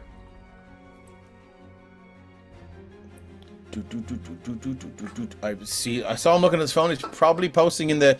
I can see he's in the Discord. He's coming back. It's okay. Definitely give the gold to Phil. It's all good. It's all good. How's everyone feeling about this little trap system? Do you enjoying it or? It's a curiosity. Yeah. Sure is. Like it better than the water. Yeah, right. Yeah, at least you're gonna get like your hands melted off instead of drowning. That's fine for It's her. okay. I'm Craig's sending doing the maker of this to the fucking shadow realm soon.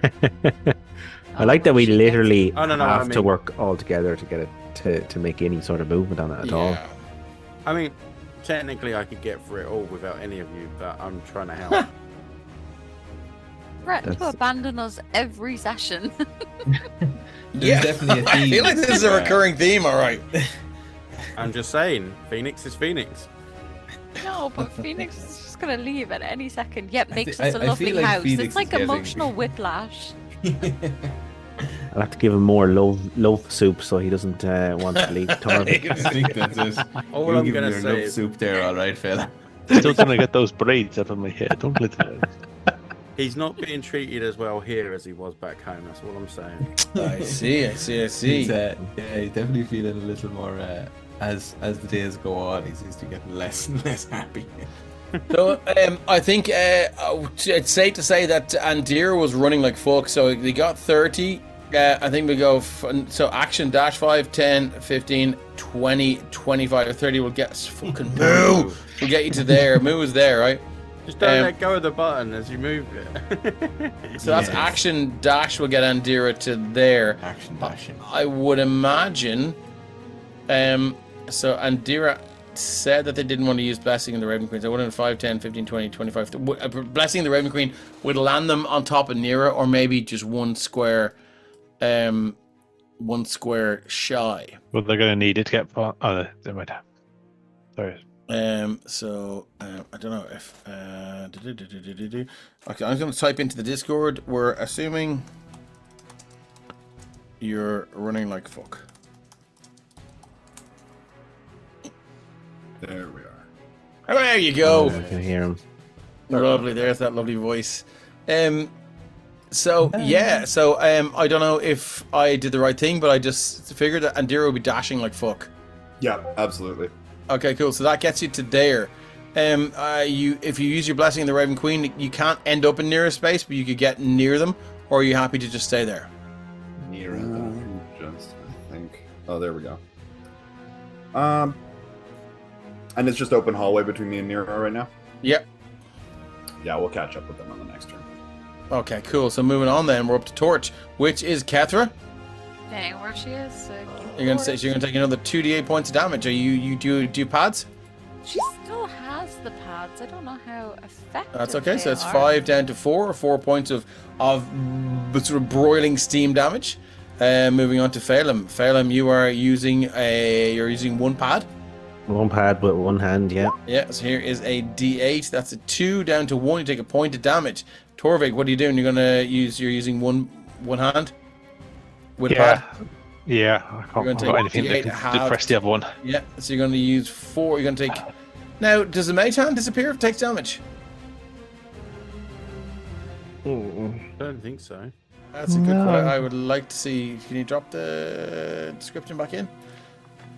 I would be curious. Is it just me? Like, does it look like Tom's wearing a really cool leather jacket tonight or something like that? It does. Doesn't it? I was looking at that going, that's pretty fucking bad. Yeah, he's got a real leader of the pack T-Birds. vibe going on. Yeah. It's really not, but I'll take it. It's description chat. No, it doesn't- doesn't disappear. Is a mage hand pretty much fucking invincible? Yeah. It can't be destroyed. That's interesting. But the I'm gonna problem fuck is- around I mean, It you can't- can dispel it can't. magic here. There's things you can do. Yeah. Yeah. And it can't okay. be fuck all. It's Yeah. weight carry is shit. Yeah. Okay, cool. So you are going to. I rolled a d8, didn't I? So it's 4 down to 2. Yes. Phoenix, you're up. I'm still holding this, so another. No, I need it. Oh fuck! This is where it all got to shit. Sleight of hand, DC 12, wasn't it? 7. But you know what I do? I use what? my inspo for that, Okay, no worries. as it's my last one. Well, you know, my only one, but you know what I mean. Paddy, for fuck's sake. 11. And a boon. Why not? And a boom will get you there. Okay, cool. So you managed to keep it depressed. Moving on to Nira. You're keeping those two. I just depressed? turn to Phelim Yeah. and I just look at him and I'm. This is so depressing. Hey, you're gonna take 12 points of fire damage, Nira. As this just begins, it's singeing now your little toe beans and your pads, and it is you're looking. And it's getting serious now. your little pads and paws are blackened. Yeah, are blackened now. Moving on to Andira. Beauty. Yeah, we're not gonna dash quite yet. We're gonna get over to where Nira is, and then we are going to use Blessing of the Raven Queen to teleport into that corner space. Okay. There are 2 buttons here. Would you like to depress? And this portcullis is up. Yeah, I'm going to use my action to call back my packed weapon and do the same thing with these 2 buttons. Okay, as you do that, all of the portcullises go and you hear a crack as all of the portcullises are now in the semi-permanently open position. Well done, everyone. All in the open. They're all open now. You can make your way through. If you would prefer to hold on to these things that are still radiating a lot of heat, you certainly can. Running. Very much slumping down. I'm going to stop you all there. Can I just get Nira and Phelan to move back? And Dira, you hear, coming from this area here, sound of singing. Is it any good? Ooh, I'm doing it, so no. Ooh, He's in the shower. And it's coming from this door here. It sounds plaintive and it sounds lonely. Andy has the sneaking suspicion that if she moves her packed weapon, all these doors are gonna slam back down again. So she's just gonna leave it there for now. Okay. And while the party is is catching up, she is going to just kind of crack the door a little bit and see what's going on about that. Crack this door. Okay, I'm gonna click that door and I'm gonna open it. I'm gonna move in, even if you don't move in, just so people can see. As you move in, and we're gonna just be careful. Oh, sorry, that's you. Oh my god, it's hideous. It's me. Oh my god, it was you all along. As you move in through the door, you see this hideous, ethereal-looking creature with these flashing grey steel eyes, this wispy hair just drifting off through some non-existent breeze, wisps of hair, and you can see the robes are tattered and torn. They're all ghost-like and ethereal again. And as this creature looks up and sees you, and this,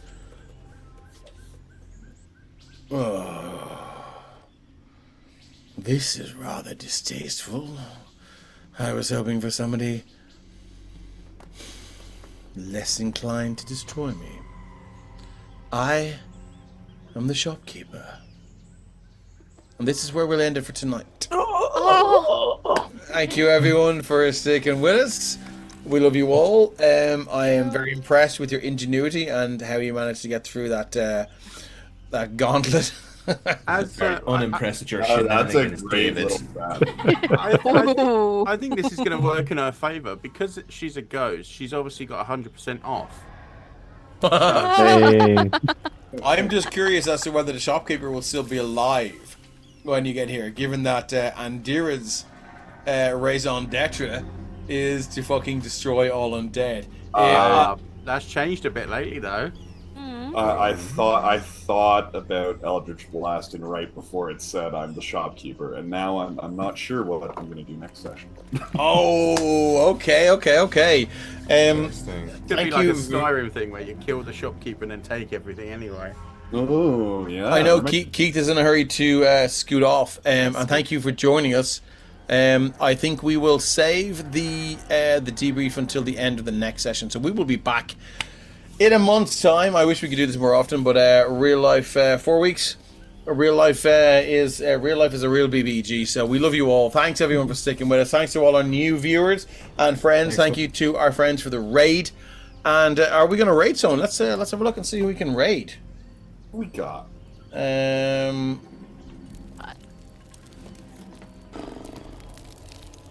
Hills of Bones. Where is this? Rory's on. Oh, it's Rory on. Oh, Rory's on. Yeah, let's do that. Where's Rory? Rory Kai. Why am I not following Rory? But it's not D&D related though. That's the only. That's okay. Yep. What is it, Rory _ Kai or? Yeah. Why am I not fucking following Rory? Jesus. Tisk, tisk. Let's do it. Let's ride Rory. So it's let's do this. Absolute sacrilege. No. Why? No, I mean That's he's it. not. So following. someone want to type that in, or what I do? Slash. What is it? Slash raid. Oh shit. What is it? Or. What the fuck? Not how to do it. Unhappy cat. Not doing it for me. So that's I what I really do. feel like that's how Nero would type as well. Is Kate doing it? Katie's trying to figure out how to do it. So slash raid. You need to be following them first, I think. Yeah. No, you don't. Slash- It's we raid no? all the time. People are not Oh, following. of course, yeah. So slash raid space Rory _ Kai. I'm a balance, boys and girls. Yeah. Keith, thanks so much for joining us Yeah, tonight. thank you so much. Really Great to appreciate have it. you. Thank you so much for your fantastic teching and all the Yeah. rest of you wonderful people. Thank you so much for another game. Always an absolute pleasure. Love you loads, my man. See you next So much month. fun. See you next month. Yeah. I typed it in, nothing happened. Okay, let me just see if I can get it Is there here. a space after force? Let me just slash or raid. Slash or raid.